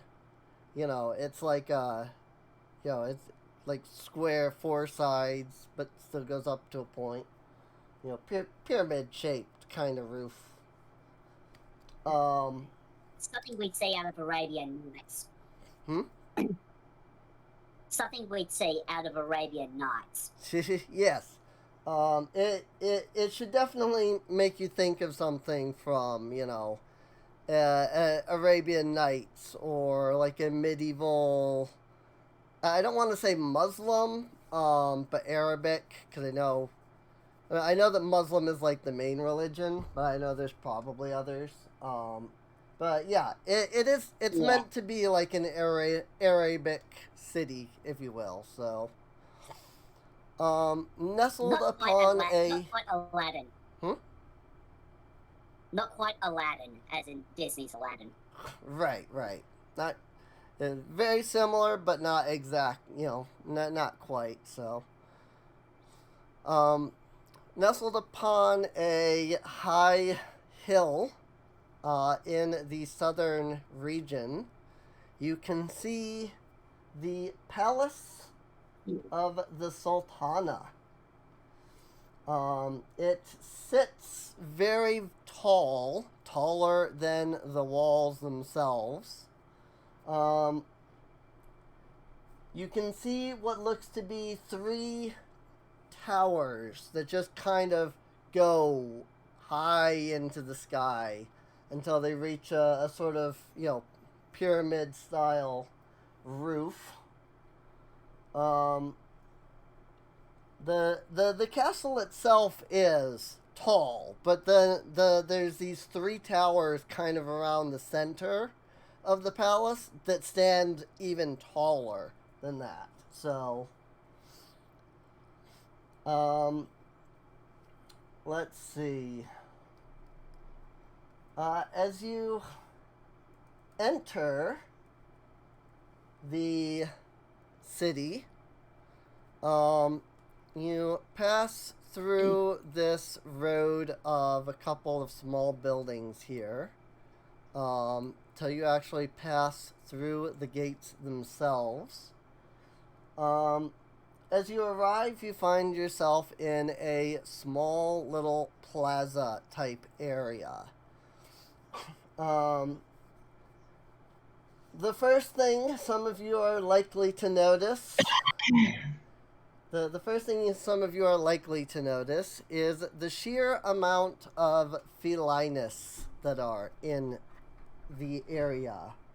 It is safe to say that if you were to count up the amount of felinus versus the amount of other races, the felinus would hold a good 80, maybe 85% of the population. It is, after all, the capital city of the felinus race. So it's probably not a shock, but, there's a lot of cats. Hopefully nobody's allergic to cats. Home sweet home.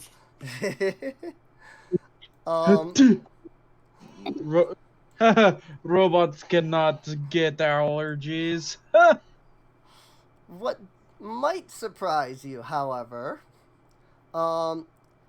is not necessarily the felinus that's sitting on a carpet against the wall that's playing a flute. A small little snake is kind of rocking back and forth to the flute as he plays.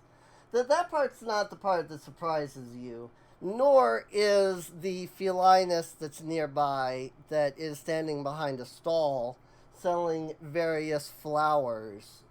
Flowers that have been specially cared for and grown to survive in these arid climates.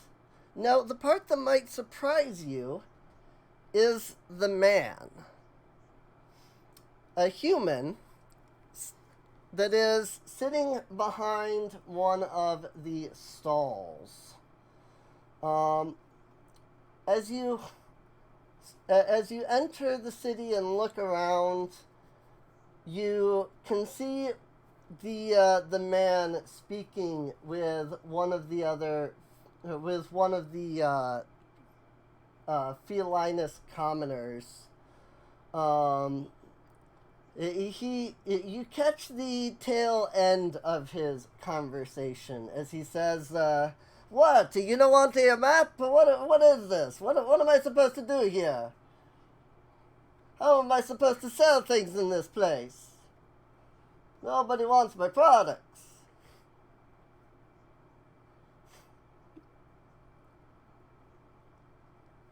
The market is a tricky mistress. Yeah.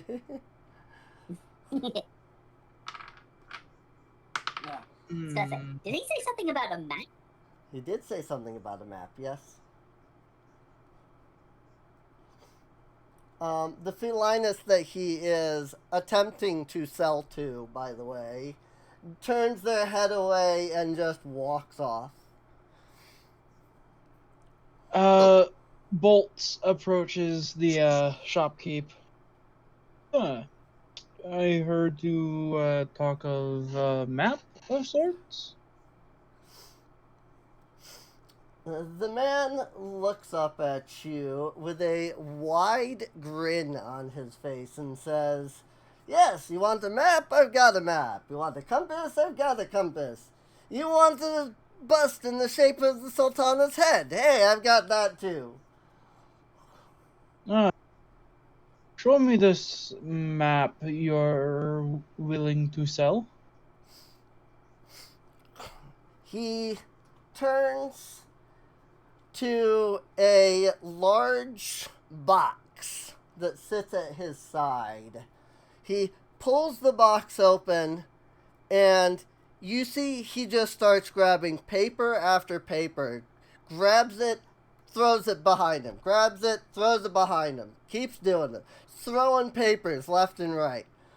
He does this to, he's got to have pulled out like 12 or 14 different sheets of, papers with whatever, who knows what on them, before he finally turns to you, holds out a scroll that has a very intricately drawn map. When I say very intricately drawn, I mean like it's very clear that whoever drew it went over it with like really fancy like pens. Really like drew out the exact like lines of the buildings. It's like this thing looks fancy as all cartographer heck. and calligrapher. It's a work of a cartographer and calligrapher. Yes. Well, at least it's quality. Almost reminds me of my work. I can buy this for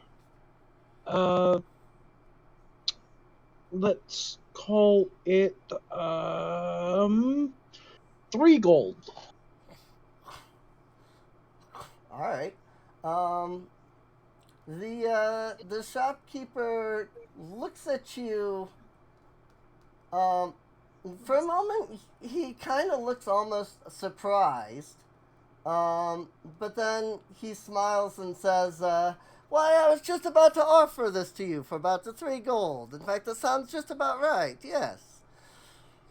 No, now you've got my competitive spirits. 1 gold.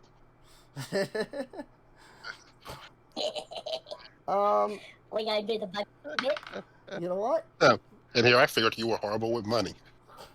If you want to try to bargain, we can do that. I'm on a quick timer. 10 silver. Give me let's say a performance check. Performance. This is not going to be good. That's gonna be a charisma. Yep. That is 12. 12? 12. He looks at you, he shakes his head and says, no, there's something of this nature, this calligraphy. It's obviously worth at least 3 gold. I might be able to be willing to step down a little, though. Maybe 2 gold and 10, or what is it? 9 silver. Had to think of what the gold to silver ratio was. Can I roll real quick? Yeah, it is 10 silver to a gold, right? Yeah. Yeah, it's 10 copper to a silver, 10 silver to a gold, and how I've always run it is 10 gold to a platinum. Yeah, that's what I think. That's what I thought. So yeah, he's willing to come down 1 silver on the price. See, how about we? You need a little help there, buddy. No. How about I give you 5 silver, but I give you back half of this supposed treasure. In the meantime, Dot is just copying down. It's just making a copy, just like writing a copy of the map. Just writing a copy of the map. He's charlatan background. He's able to fully forge documents. Right. Right. So let's see. So you're trying to offer him what exactly? 5 silver for the map, but any treasure from the map that we find gets split 50-50. Well, it's just a map of the city. It's not like a treasure map. Oh. So Oh. it's literally just a map to help people navigate the city. So. A grifter. Yes. Hmm. Well, not necessarily. A More tourist so, type rector. it's more so you're just being horrible with your money. Treya leans over to Dawn and asks, do you recognize any locations on this, or I should say, do you not recognize any locations on this map? Nope, Is pretty. the map be useful for anything clandestine? Mm-hmm. No, it's just an average city map. Pretty standard stuff. Pretty standard stuff. I just think our Warforged friend is just horrible with his spending. You just to fuck with the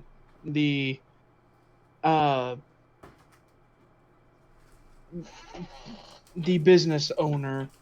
I think Nuts is going to put a gold piece in his mouth, act like he's chewing it, but actually swallow it.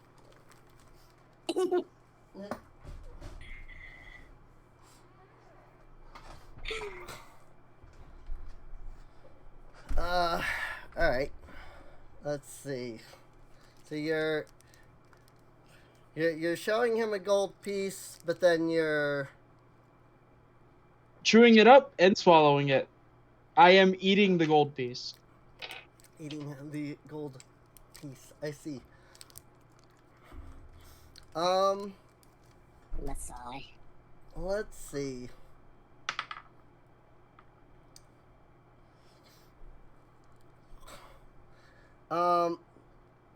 He stares at you for a moment, and then he says, Your mind. Hmm? I'm on a quick timer. Make up your mind. Nuts Right. is going to reach for another gold piece. So,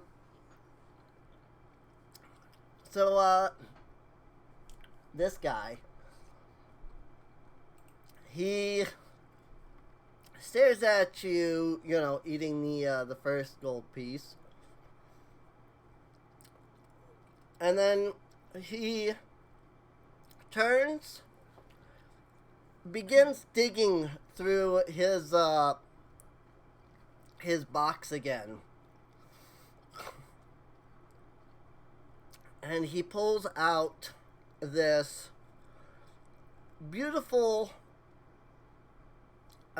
piece of jewelry. He holds it out to you and says, hey, what? You want something to eat? I got a few things that I can sell you that are better than gold pieces.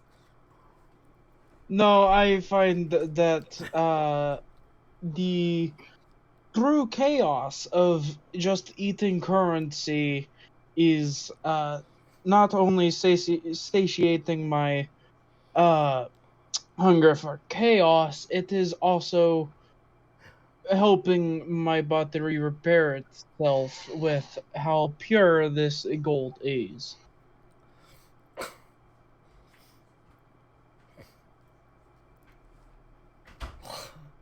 I do not think that I will take that.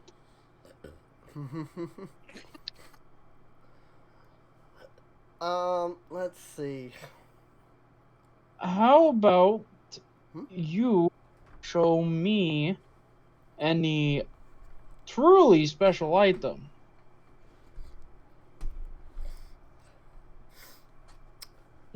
Something like perhaps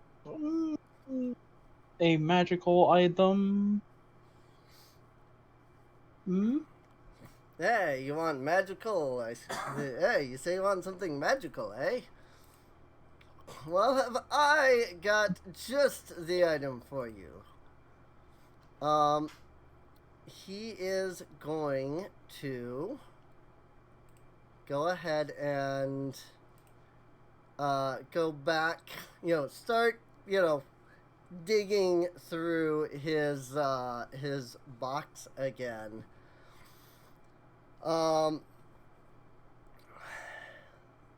And after a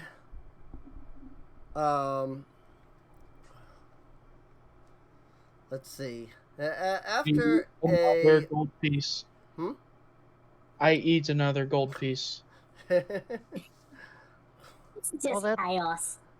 It's just chaos. While that's yeah. happening, Treya's filing away in her head that the Warforged does this just to fuck with people, and that makes her smile.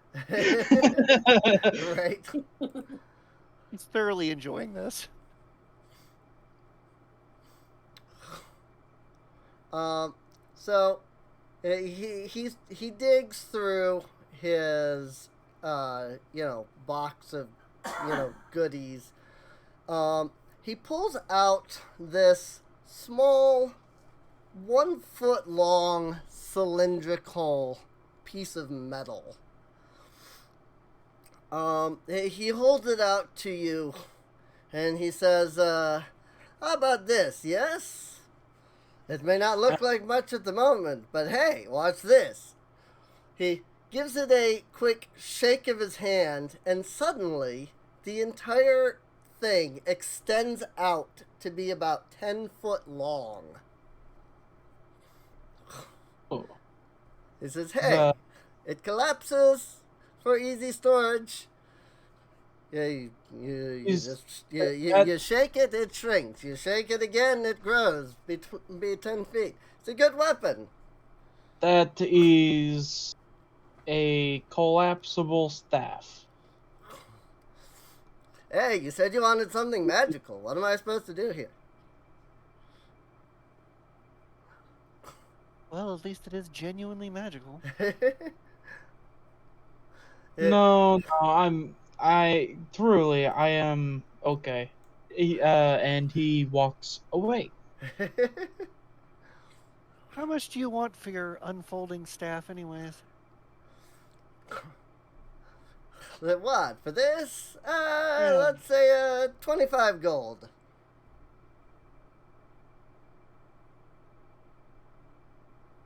She kind of like opens her little purse and goes through it a bit. And it's like, I'll give you 12.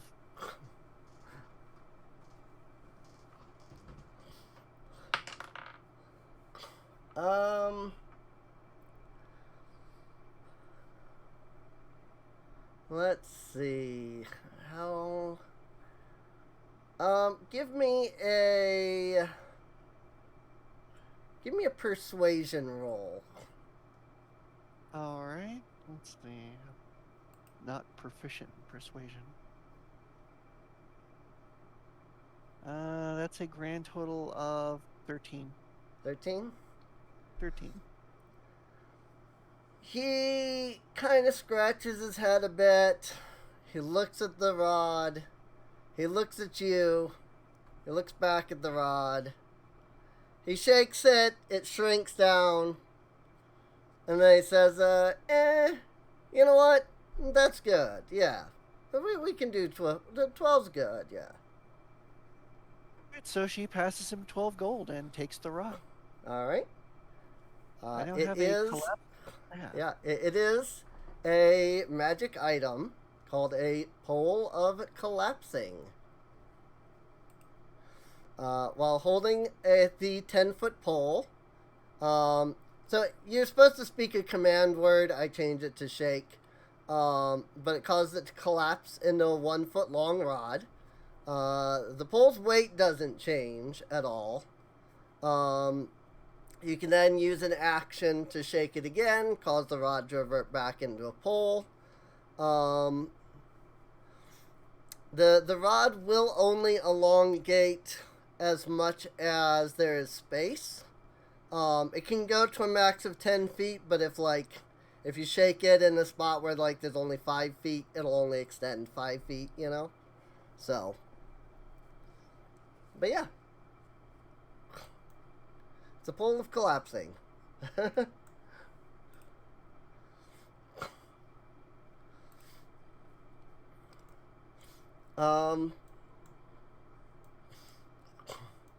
Let's see. Neat. Hmm? I just said neat. Could come in very handy. He's gonna turn to, let's say Ren, since Ren is there. And he speaks up and says, how about you, huh? I've got a trash can here that's in the shape of somebody's foot. You want that?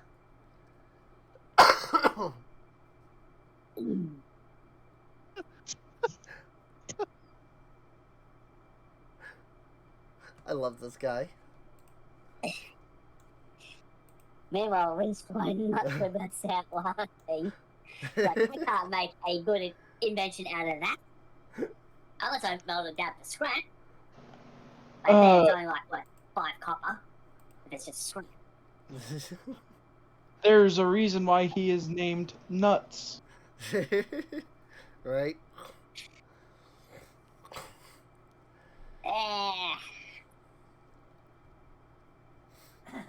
So I'm taking it that you're not buying the trash can in the shape of a person's foot. No. Alrighty. It's like if I wanted one of those, I'd make it myself. Right. And I'd do everything with a power. And I'd walk out with an astronaut suit. With a magical core to power it. Of course, we all know what I'm referencing, Dan. Right. Alright. Well, you are now in Netu. Where would you like to go? Well, first order of business might as well be accommodations. Alrighty. Looking for an inn then? Yeah. Actually, conveniently enough, there is an inn right here in this plaza area. One of the doors has a sign over it that reads, "The Hero's Tale Inn." Tale being spelled as Tail. As in, animal tail.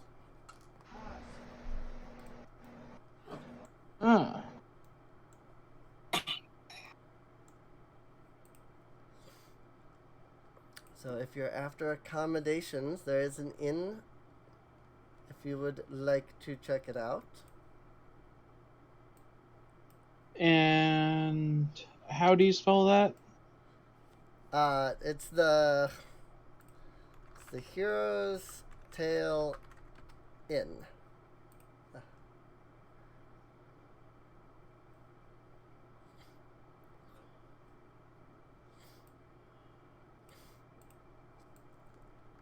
There we go.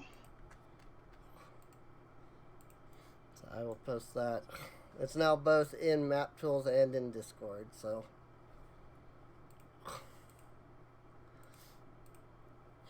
But yeah.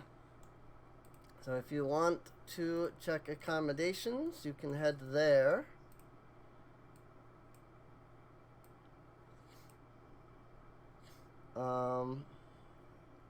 Yeah. Securing a place to stay wouldn't be a bad idea. At least we could get a drink. Right. Already on it. Already on it. Mm-hmm.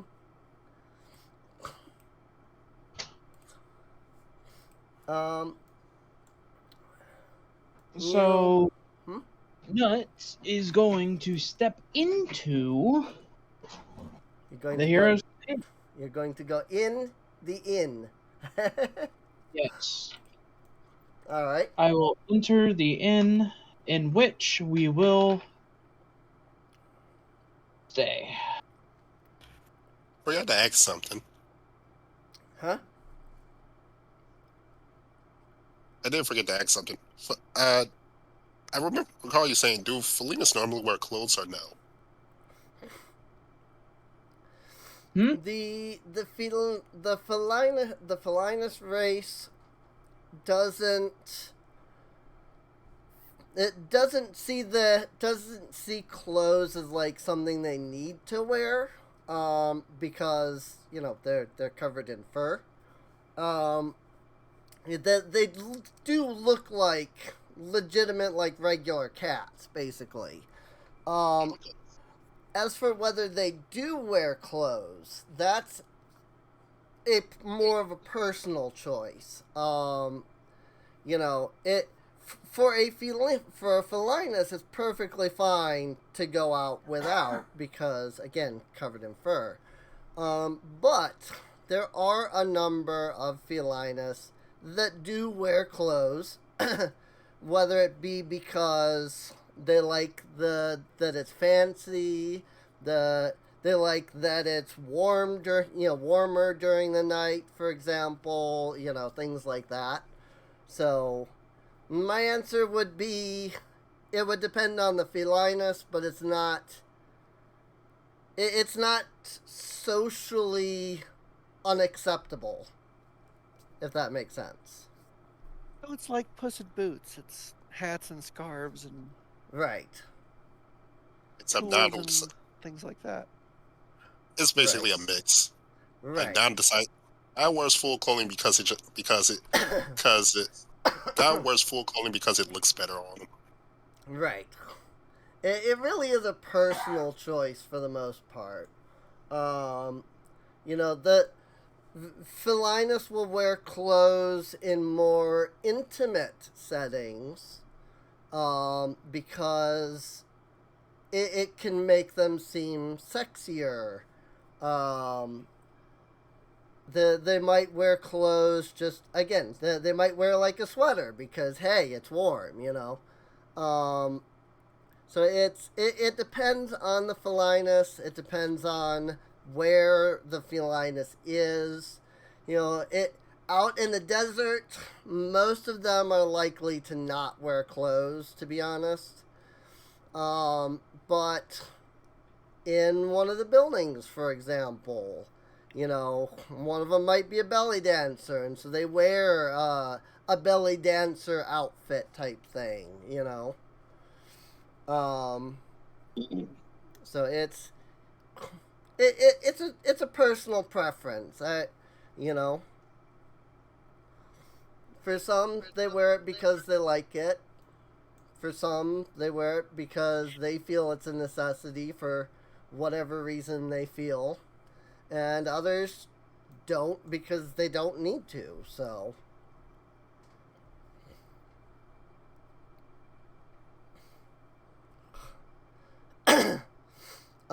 So let's see. So Nuts is going in the inn.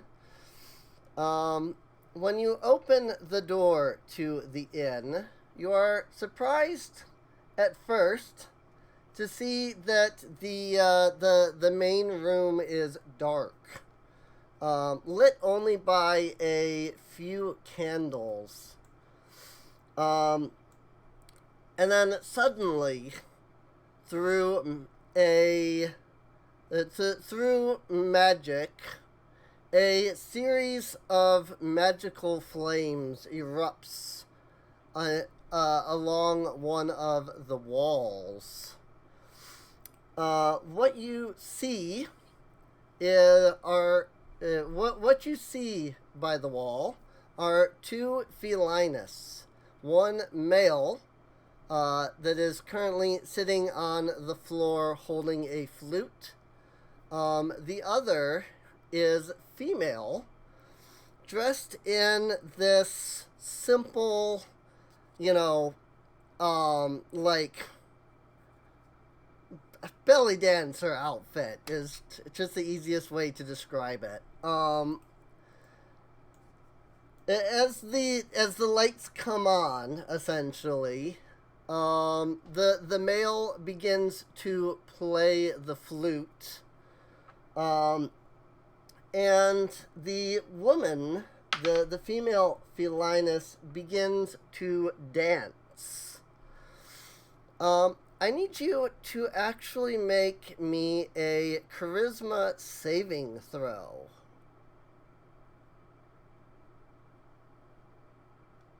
Oh, interesting. Charisma saving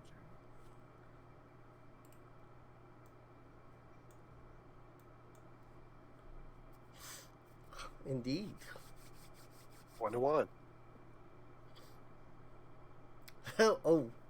And I got a 9. Is that all of us or just nuts? Yeah, it's just nuts. Oh, nuts Oh. disconnected. Yep. Oh, most internet likely be died back again. in a moment. Oof. Well, I'm sure I he'll know be what it's back like in a to have moment those to make troubles. his roll. Yep. So,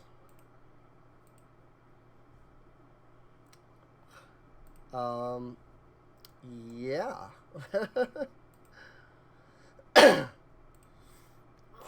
I am going to, while we're waiting for him to get back, just for the podcast itself, I'm going to hit pause. Then I will unpause. Yep, okay, that's good. In that case, then yeah, we can just have Don and Ayla walk in. So go ahead and have both of them make a charisma save. Ayla gets advantage on that, though. I am curious. What is it? Because she's female, or or is it another reason? Possible. Hey, It's possible. welcome back. Oh, Welcome he's back. nuts back. Oh yeah, yep. Jess is back. Hi. Welcome back. Hello? Hello. Hello. We hear yous. There we go. Yay. Okay. I Good. Yeah. hear you. Welcome back. And yeah, I figured Katreya would just Thank walk you. in after them. Katreya would just walk in. Okay. Yeah. I mean, yeah. Sure. I mean, if Uh, everybody's just gonna walk in, then that's fine. I mean. Anyway, that's a 20. That's a 21 for Don and a 16 for Ayla. 21 on Don, 16 for Ayla. Alright. So, in that case then, since I don't know, when did you get cut off there, Jess? As soon as I was stepping in. As soon as you were stepping in. So, okay, so you didn't hear like any of what I said then? Nope. Okay. Then I shall reiterate for you. So, as soon as you step into the inn, you are initially surprised that the inn is dark, lit by only a series of candles on the tables.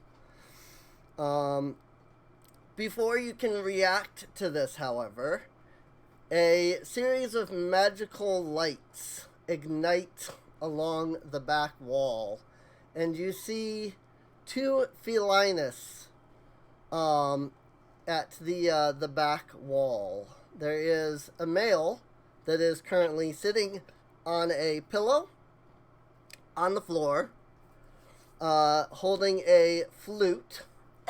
And then there is a female Felinus that is dressed in this belly dancer type outfit.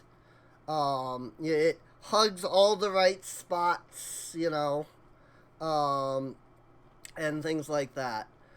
The male begins to play the flute, and the female felinus begins to dance.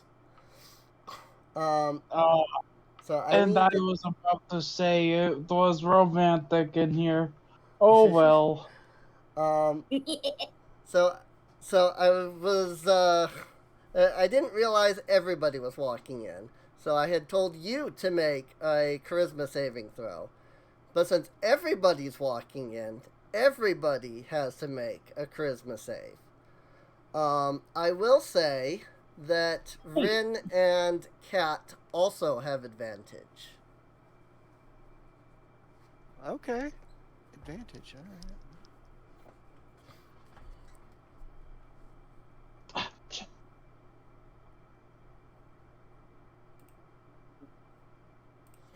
So what? I re-roll? Yes, yep. You're That is a 13.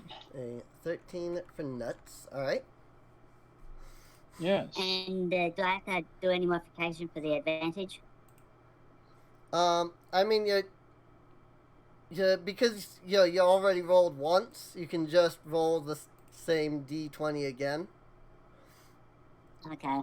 and then we'll just count your previous and this one. So you got a 19, so that's good.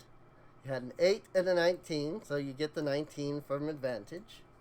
So, and did Kat say? With advantage, I rolled a 2 and a 5 for a total of 6. Wow.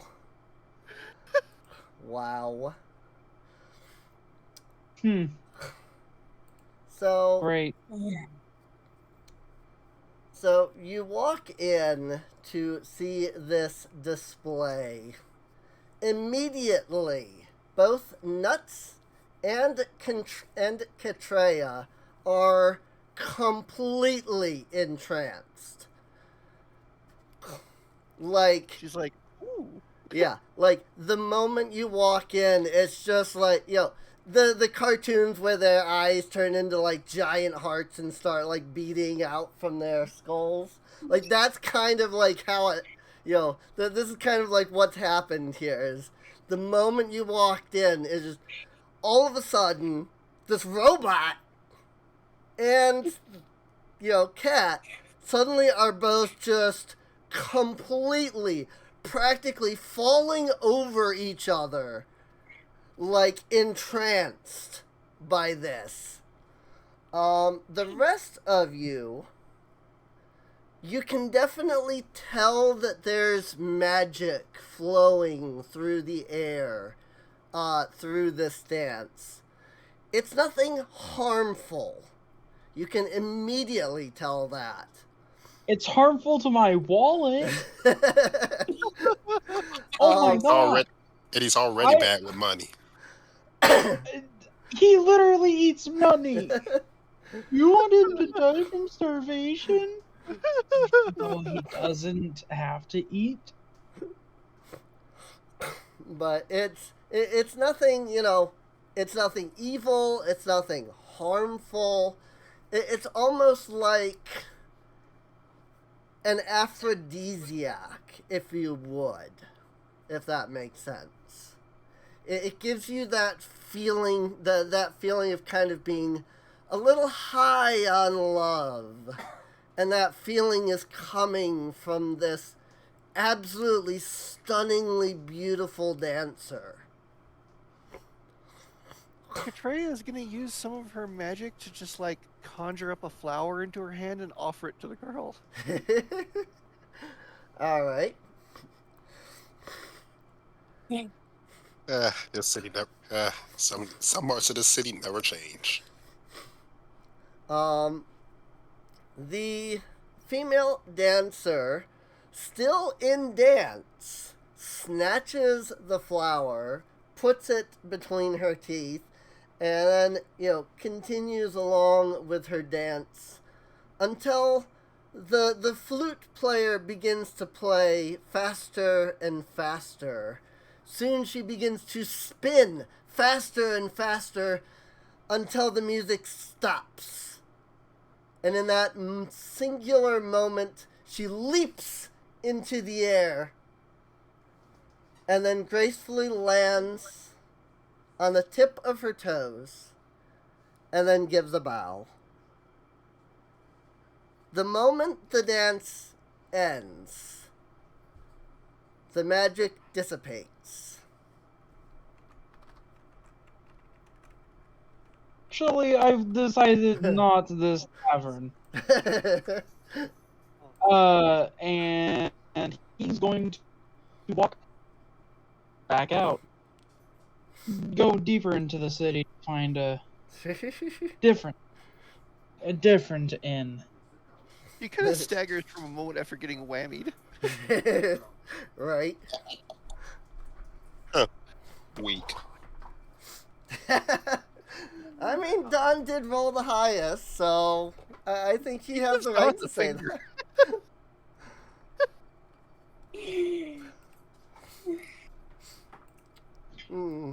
Yes.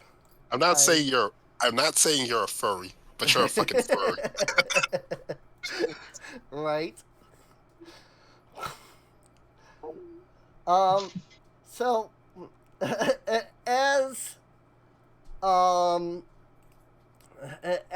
Nuts quickly turns to leave, the male flute player stands to his feet, smiles, and says, "Welcome, welcome, guests. Seems that you caught us right in the middle of a performance. I do hope it wasn't uncomfortable for any of you." I do not like that little man. I am leaving. Was Hey, don't blame. interesting. Hey, don't blame you if you like it. Don't blame him if you like her hips. She does have nice hips, just gonna say. I am a cursed soul, waiting for a release. Between iterations, I dreamt up a peaceful life with a loving wife. This is not it. Everyone use release in this town. I was gonna say, if that's what you're looking for, I'm pretty sure she can manage it. Right. If he doesn't Elamite. Not the type of release I was looking for. No, I mean the sweet release of being the last iteration.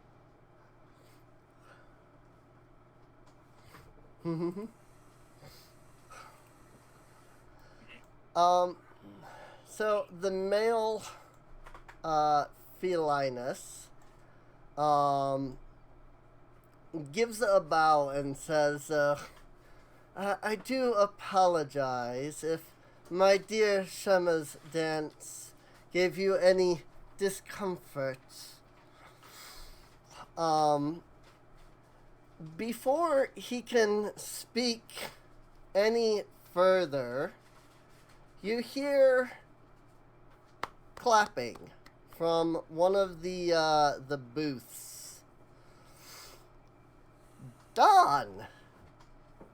You immediately recognize the voice that speaks. You hear Felicity call out, "That was a wonderful performance as always."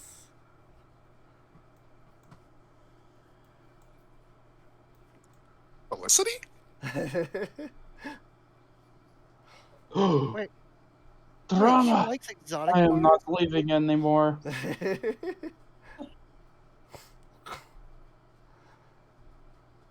Oh, that Truly, the most that gets you chaotic. insane. Truly, one of the most chaotic feelings. Love. It'll drive good people to do bad, bad people to do good. It can topple empires. It can build empires. I want to see this. Don't forget, it can turn a fork into a little white dove. So as you look to one of the booths, particularly one of the booths closer to where the dance was going on, you see two Felinus completely decked out in armor. Both of them stand up from the booth, stand completely straight at attention as one of them calls out, may I introduce the Dowager Felicity, a black Felinus with a tall crown and this royal-looking scarf around her neck, slides out of the booth. It's a pussy out kind of look. Say that again? Sorry. I was jokingly saying it's a pussy out kind of look. Yeah. I mean, she looks regal, She's decked out in her royal garb,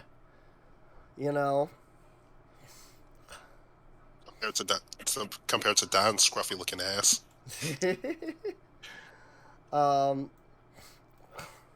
So, Felicity stands up. She takes one look at Don standing there. And some of you may immediately feel regret about standing here because you're fairly certain that her eyes are glowing with hatred. Oh, shit. You see her reach... No, Go ahead. no, I am leaving. Ayla just chimes in from the corner. Oh, come on, you're gonna miss the show. Do not wish to piss off another council member by existing near them when they're not so happy. I'm actually going to say that because of latent programming, Katrea's going to take a knee before a member of the council. Okay. Like she just does it reflexively. Okay. I can understand that. That makes sense. Let's try things, yeah. So, Felicity reaches over and grabs her cane, staff, scepter, whatever you want to call it. Sepulcher. I'm trying to find... I should have... And I know I have the token... Not token. I have the note... The NPC card version of her there. But I know I should have a full-sized image of her. I'm trying to remember where I have that. The problem I'm having is that for some odd reason, my computer has decided it doesn't want to show thumbnails. And I do not know why. And I am trying to figure out which of these is what. There we go.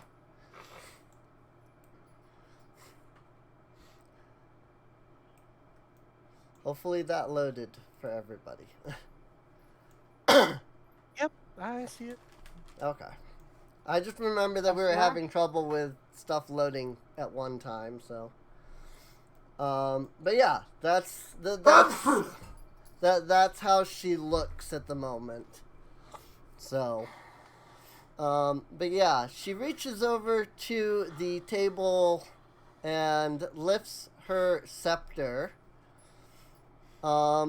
She takes 3 steps towards Don and then holds the scepter right out to his face.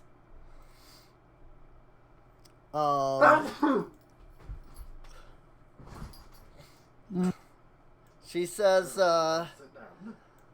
and tell me, why have you dared to return to my city? Well, it's nice. Well, it's certainly nice to see you too.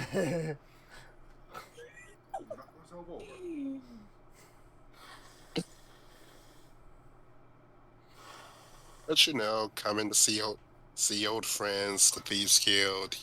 You if I didn't feel like you were about to blow my damn head off. And why shouldn't I?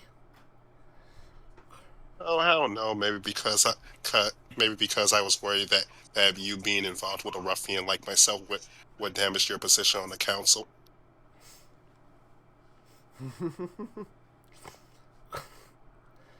And so you thought to just run along, leaving me with all 5 of your children? Wait, we had children? She raises her paw up to her mouth, whistles very loudly, and out from the booth come 5 little kittens. Huh. Oh, which look at Let's see.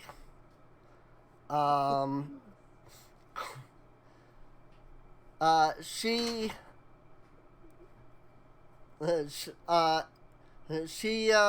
only turns her head for just long enough to watch the 5 kittens line up next to her. And then she says, would you like to meet your children? Your 3 daughters, Nadia, Faye, and Yumi, and your 2 sons, Tora and Gallo. Katreya's still on one knee, by the way, and she's trying to hide her laughter. Like, she starts laughing, and she's trying to cover it. Right. Ayla just bursted out laughing in the corner of the room. Like she actually has to walk out, and you can still hear her laughing outside. Right. Meanwhile, Ruth's just leaning back on a pillar, just watching the chaos. Right.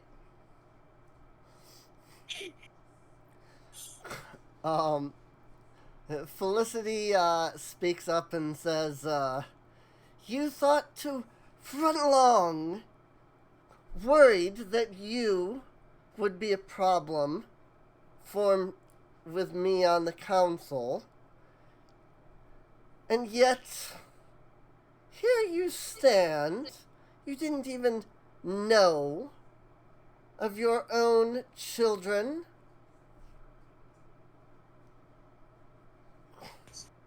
That seems to be the case. I mean, it wouldn't be the first time with me. Yes, I suppose you're not wrong about that. She turns to the 5 children, and says, the 5 of you run along with the guards. I must have words. She is going to walk right up to Don. She is going to attempt to grapple him. So you can make either a strength or dex save if you would like. Nah, he's just gonna let her. All right. Yeah, she's gonna step up. She's gonna grab Don by the collar of his shirt, and she's gonna pull him along and right out the inn. Those two have words that they have to have with each other.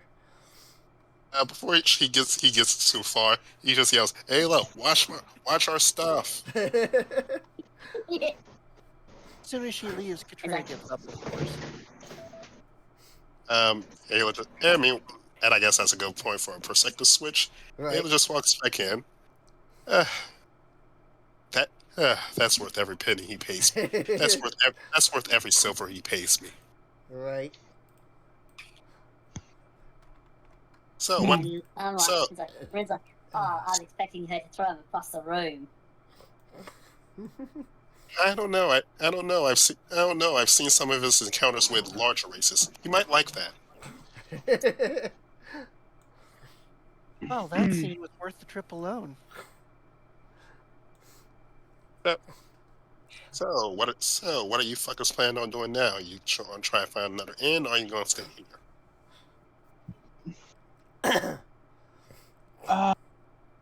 I don't think I trust any politician, no matter if I've been traveling with their companion. I will go find another inn. You all can join me if you want. But I am going and finding a less obvious inn. Or tavern. Who knows? We'll Oh, take I a guess look you're- for another one. oh, I It's guess gonna you're- be hard to top this one. I guess you're just trying to find one that won't get your motor started. If you catch my drift.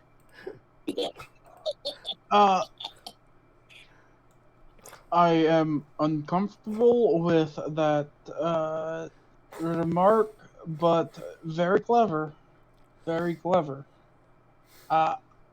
No, it's more of I don't want to be mind controlled again. He's not comfortable. That was less mind control and more transmit. Oh, it was mind control. They were controlling my mind, were they You're not? controlling your mind. It was definitely a form of mind control. Yes. Hypnosis. the male kata, Shamin, would speak up and say, I wouldn't so much call it mind control. More, we give people a... sorry, let me start that part over.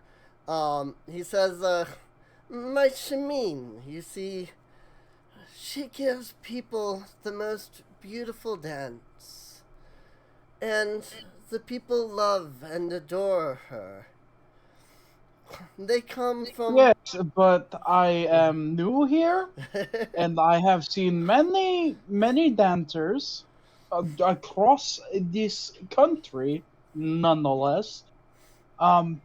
It is very weird that I was so not in control of my emotions that I trampled who I would consider a friend When normally I am much more conscientious about my weight and my height. Goodbye. He walks out. All right. I don't know. I don't know about him. I'm staying here. You can stay at whichever crazy inn you want. And he's down the street. He's down the street. How much And would- Katrea's How gonna much? flip a coin. Say again? But Katrea's gonna flip a coin. Okay. I'm just gonna roll a die for odd or even. Right. I figured. Odd, she follows the Warforged. Even, she stays here. She follows the Warforged. Well, in the Warforged. All right. Great. So, Cat and Nuts will head one way.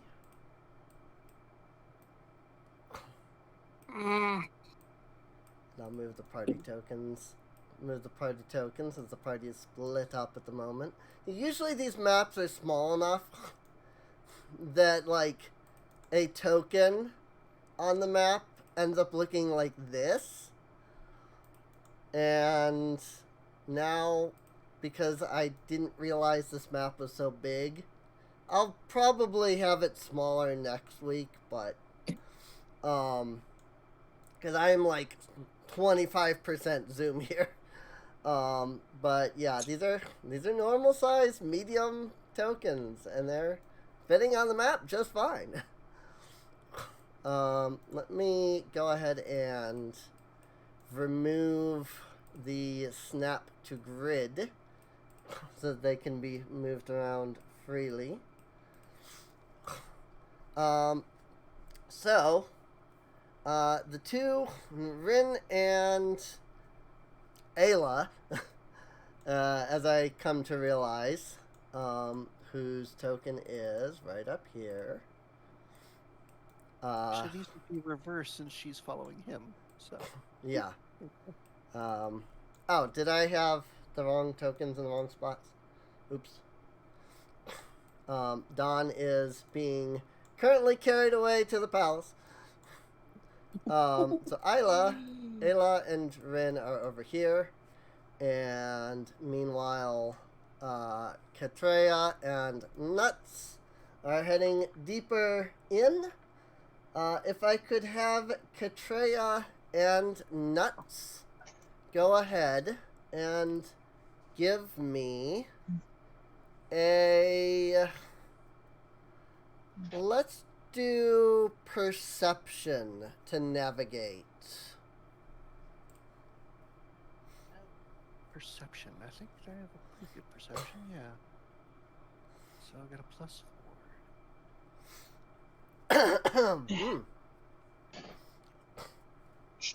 See if I can roll something better than a 5. That is a 16. A total of 20. Total of 20. All right.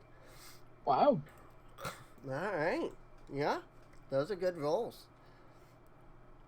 All right. Well, in that case, the two of you have no real issues following the main road. Once you get out of the plaza, the majority of the buildings are more or less residential. You pass by the occasional street vendor. Unless you're interested in buying such things as gigantic tapestries, they're probably not selling anything that interests you. I approach one. All right. How much for your largest tapestry? how much for your largest? Why should just be a pinup of another another Felinus? Another Felinus. Well, let's see. I have to look at something real fast to determine.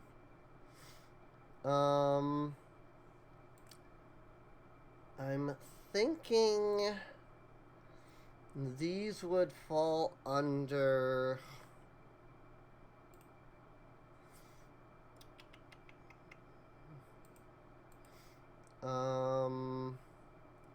Because D&D has a list of, like, these kinds of things are worth this much, and these kinds of things are worth this much.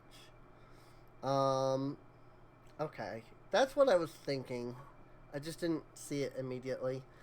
So, the Felinus says, for my largest tapestries, it will cost 250 gold.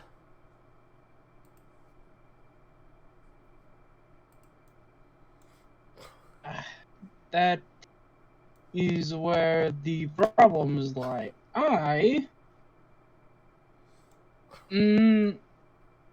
My best is 3 gold.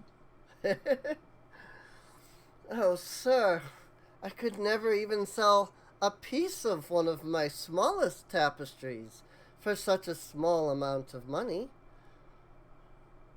Oh, The threads alone used to make these are worth at least 50 gold on their own. okay. Give me a thread. Give me a thread for 3, and I will show you one of my best party tricks. I promise you will be entertained. Unless she will be entertained. Give me a persuasion.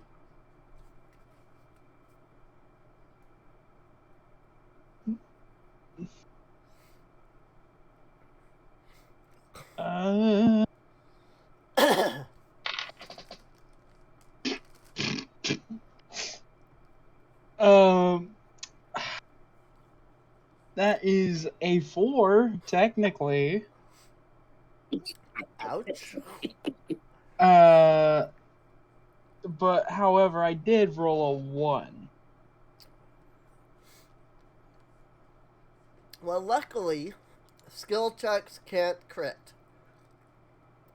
Okay. Which means it's that a 4 also, then. they can't crit succeed, and they also can't crit fail. However, if you did roll a 4, That's not going to get you anywhere. I eat the 3 gold I was about to give him. It doesn't help that he keeps eating. It doesn't help that he keeps eating his funds. Very Hey, true. I have a lot of money. Katreya suggests perhaps they sell woven coffee coasters. That would probably get that would probably get him more money than tapestry.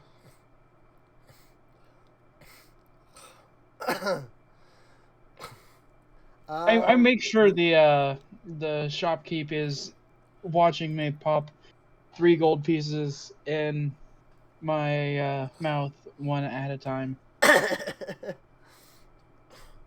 The shopkeep looks at you quite curiously, but she doesn't respond any further.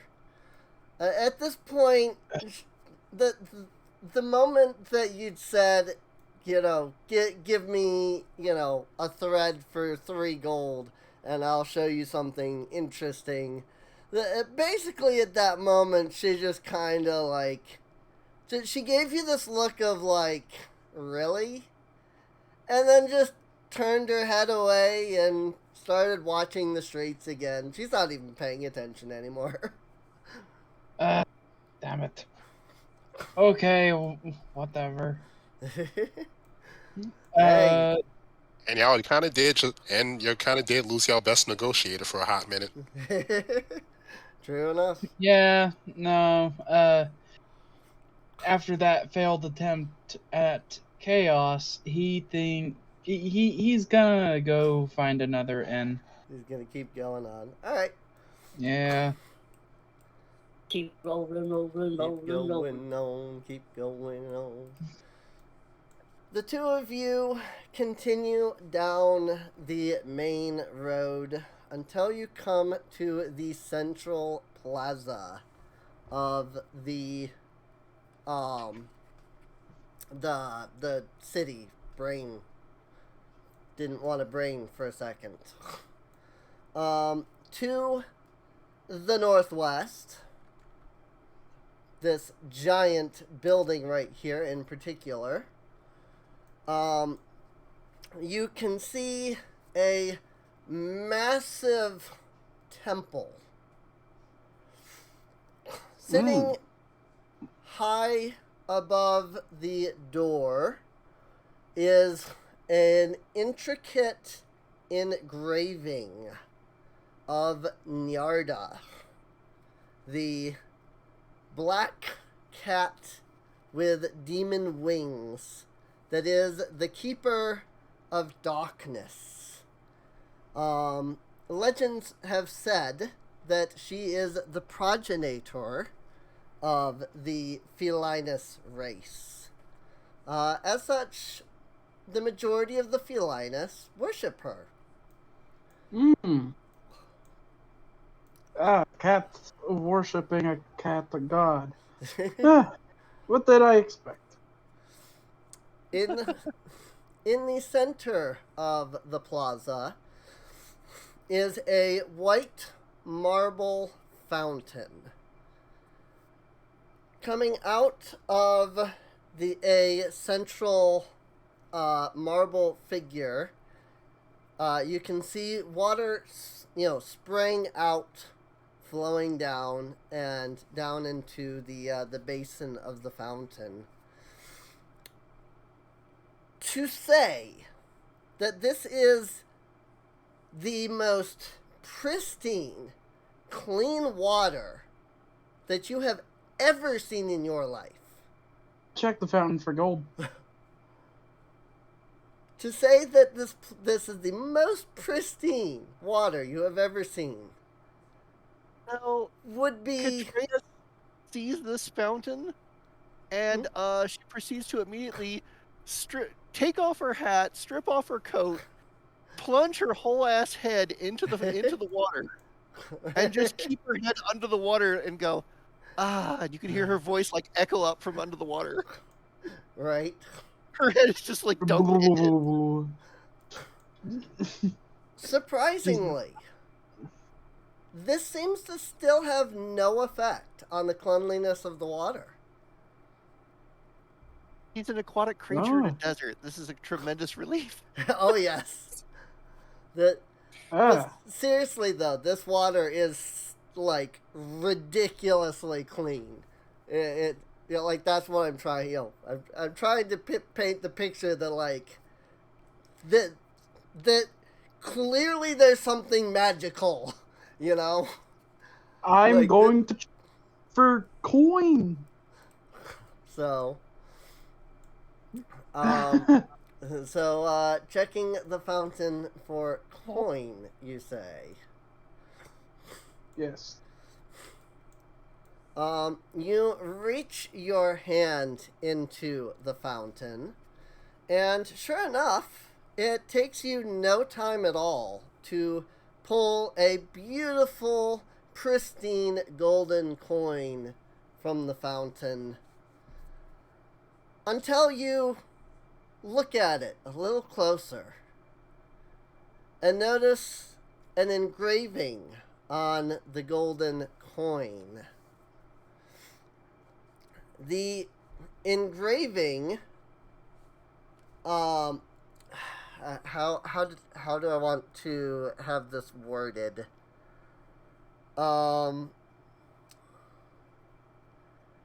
The engraving on it says,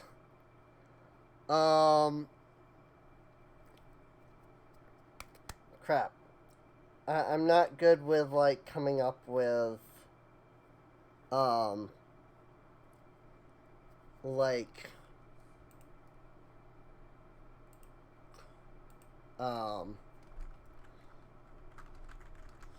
let me, yeah, I think maybe a friend might be able to, help me, get the wording.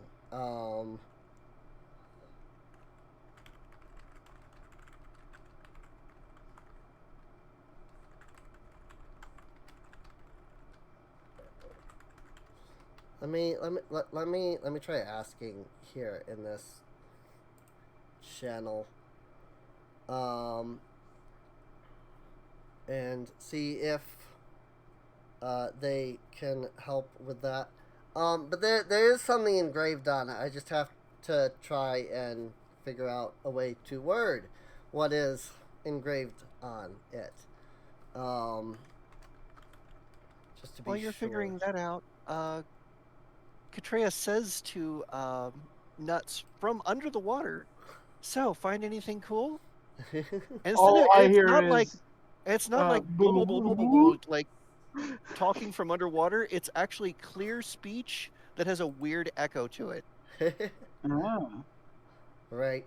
I found the coin, and it has a weird engraving, and I just realized that this fountain is right in front of the temple of a god of Shadow, and I suddenly do not feel comfortable holding this coin, so I will place it back in the water and ignore its existence. Ignore its existence. All right. Got it. Yeah, that sounds makes fascinating. that saves me from having to figure it out. Also, don't get cursed. I should note that there are, you know, like there's both like regular shops, but then there's also like, you know, street vendor type things around the plaza as well. So there definitely are people standing there that would see you anyway. Hmm.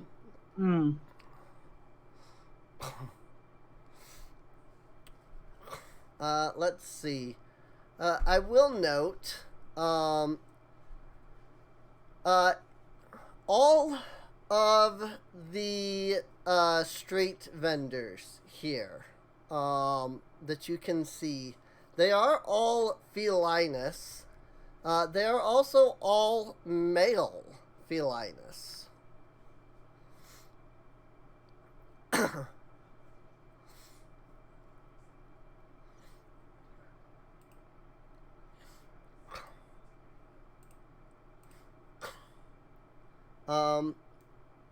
As far as what kind of vendors there are, there are two male felinus, off to one side. They have a brazier that they are using to cook various meats, roasting various things like dates and nuts. The smell from this, the street vendor, just the smell alone is enough to make most people's mouth water. There you go. There is one of the felinus that is sitting off to the side selling some various ceramic pottery, and a few other ceramic items as well. There's also a felinus that has an entire, like, jewelry setup. Selling earrings, bracelets, you know, regular rings, you know, the works, you know, pins, You can see, so you can, it doesn't take you a lot to notice that the place is going to be very expensive if you were to attempt to buy anything, considering most of their stuff is encrusted with jewels of some kind. Beyond the street vendors, you can see what appears to be an apothecary. What you assume is likely a weapon shop, due to the fact that they have a they have a sword and an axe above the door in sort of like an X cross shape. And there's definitely some like heat coming out of the door. Beyond the two of those, there is another shop that it is a large purple door. And in the center of the door is a very intricately designed eye.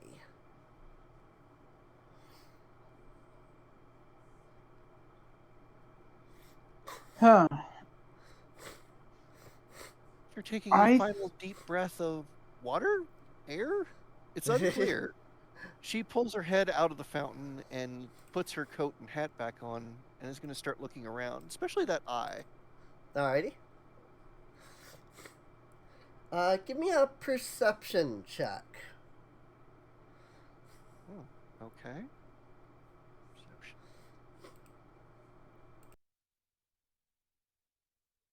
Uh, 21. Alright. Sorry, 1 second here. I actually have to blow my nose again.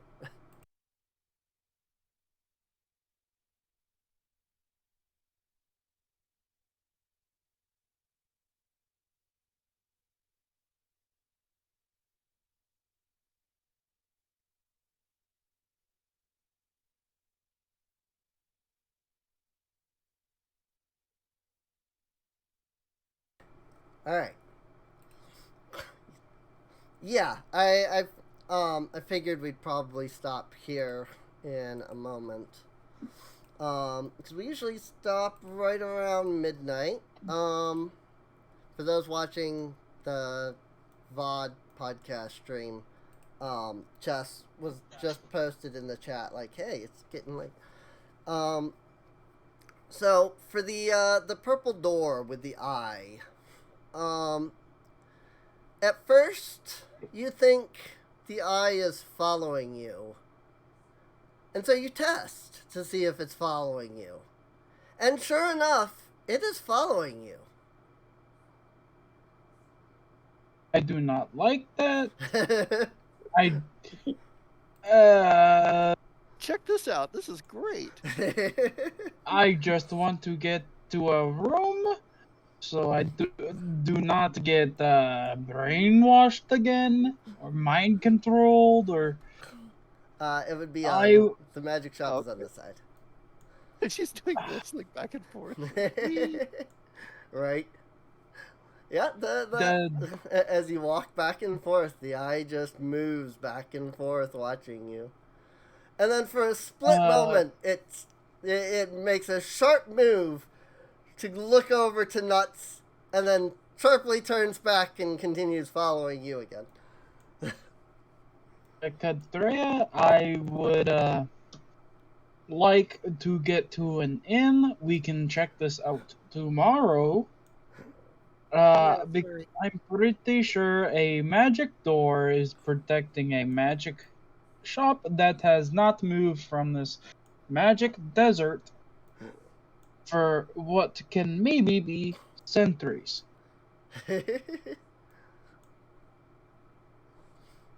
What I can only assume is centuries. Right. Way. Uh, Hmm? Nuts will try and find a inn. Try to find an inn. It doesn't take you too much longer. Heading down the north easternly path leads you to the end of the plaza, where you find another inn. The moment you open the door, you get a quick whiff of heavy, crap, I just had the word in my head, too.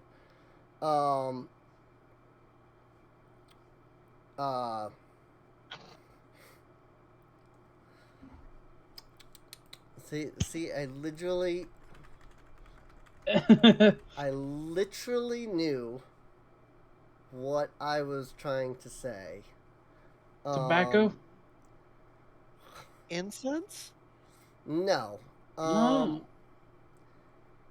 You get, as soon as the door opens, you immediately smell the musty scent of age-old ale, which, from my understanding as somebody who doesn't drink, is that that's actually a good thing. It smells like an old cask. Yeah. Okay. Yeah. The idea is that it smells like really rich, really strong, like ale, really good, It's supposed to smell good. Again, me as a person that doesn't drink, I don't exactly know the words to describe, hey, this is like really good ale, Yeah, like we want this one, she says.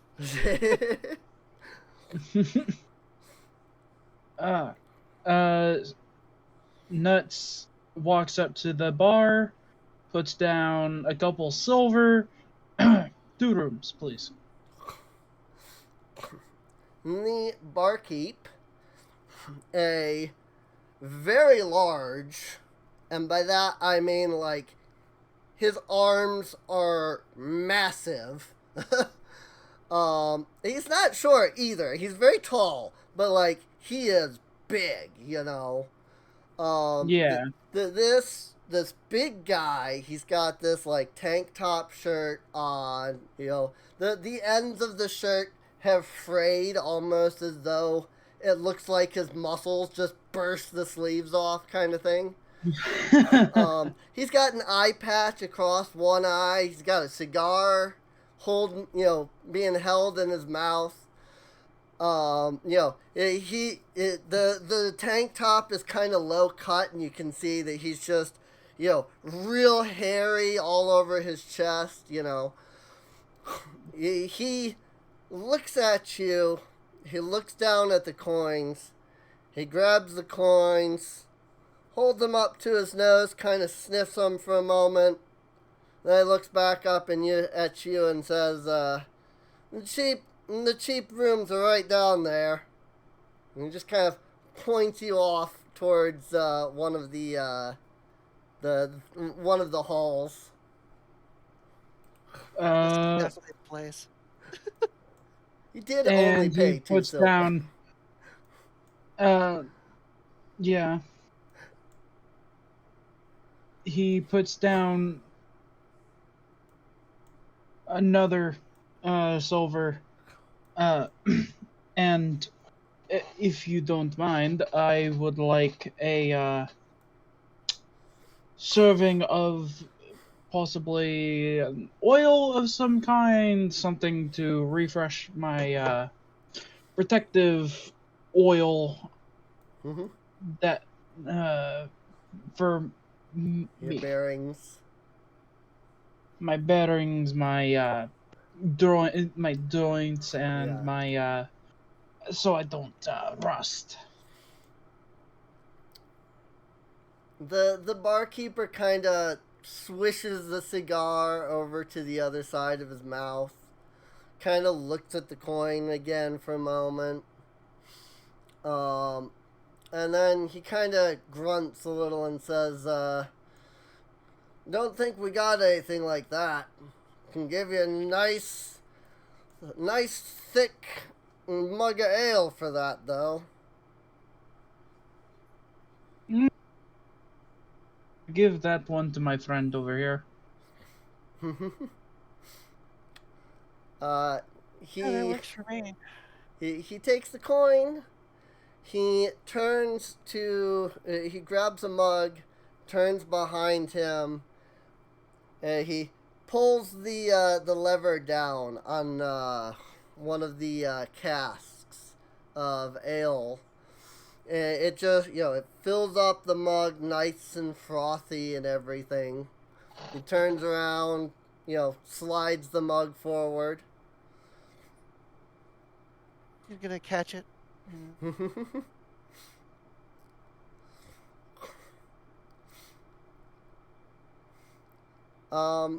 Let's see.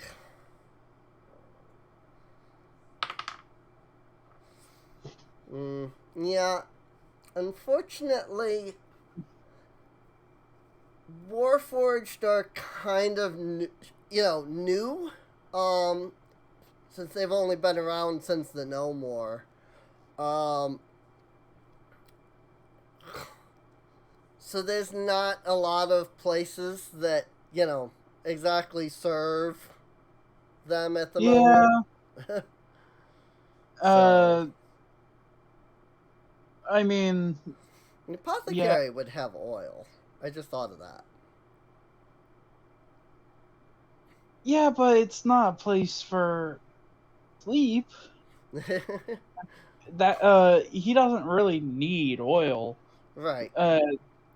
It's just like it's like taking a bath for us fleshy folk. Right. Takes a swig of the ale and suggests, what about grease? But Would grease help? I guarantee he's got grease. To Runny for what I need. Well, I will see you tomorrow. Hey, you want to share a room? I'll pay half your cost. I don't see why not. It would save money. Potentially. She's gonna Why drop not? a couple silver. Alrighty. Yeah, a couple more silver will definitely get you, especially if you're getting one room instead of two. That'll definitely get you one of the nicer rooms. We get a slightly better room. Yes. Out of curiosity, is the Slightly slightly better room like still kind of dirty? Yeah. I would imagine that a nicer room would have a wash basin. Yes.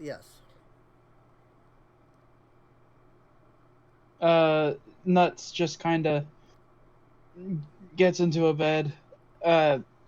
He goes plank, and then his eyes start to dim. Alrighty. Freya kind of looks over the room and the bed and everything, and she sighs, cracks her knuckles, and then starts waving her hands, and all the dirt in the room like strips off of the bed and the floor and piles itself in the corner. And the sheets clean themselves. Right. Good And then when she's finally done, then she lays down. Good old prestidigitation. Gotta love it. Alrighty. Well, that seems like the spot to end off at. Next week, we will pick up the next day in Netu. And maybe find out what the hell happened to Don. Yeah, I'll find out what happened to Don. Yeah, Hopefully I'll nothing go bad. over that with you after the session, obviously. So, but for those watching either live at twitch.tv/SereneInc, or for those watching the podcast or even just listening in, we all hope you have enjoyed. We hope that this was a fun first session. It definitely seemed like one, at least to me. I know I definitely enjoyed throwing things like, Dawn and, or not Dawn, but Felicity, and, the dance and all that in there, so. But what will come of things? What of the blonde-haired guy in the caravan? What of the fight that just suddenly mysteriously ended and you don't know what happened? We'll find that out. Probably not next time, but eventually. Hopefully. So, but yeah, if you're watching on YouTube, feel free to subscribe. If you're watching live on Twitch, feel free to follow. You can also subscribe on Twitch if you want, because it does help out the channel eventually, whenever I get enough that Twitch actually does pay me. But that's neither here nor there. Yeah, I'll let everybody else say goodbye, so. Bye-bye. Good night. That's Vidania. See you later.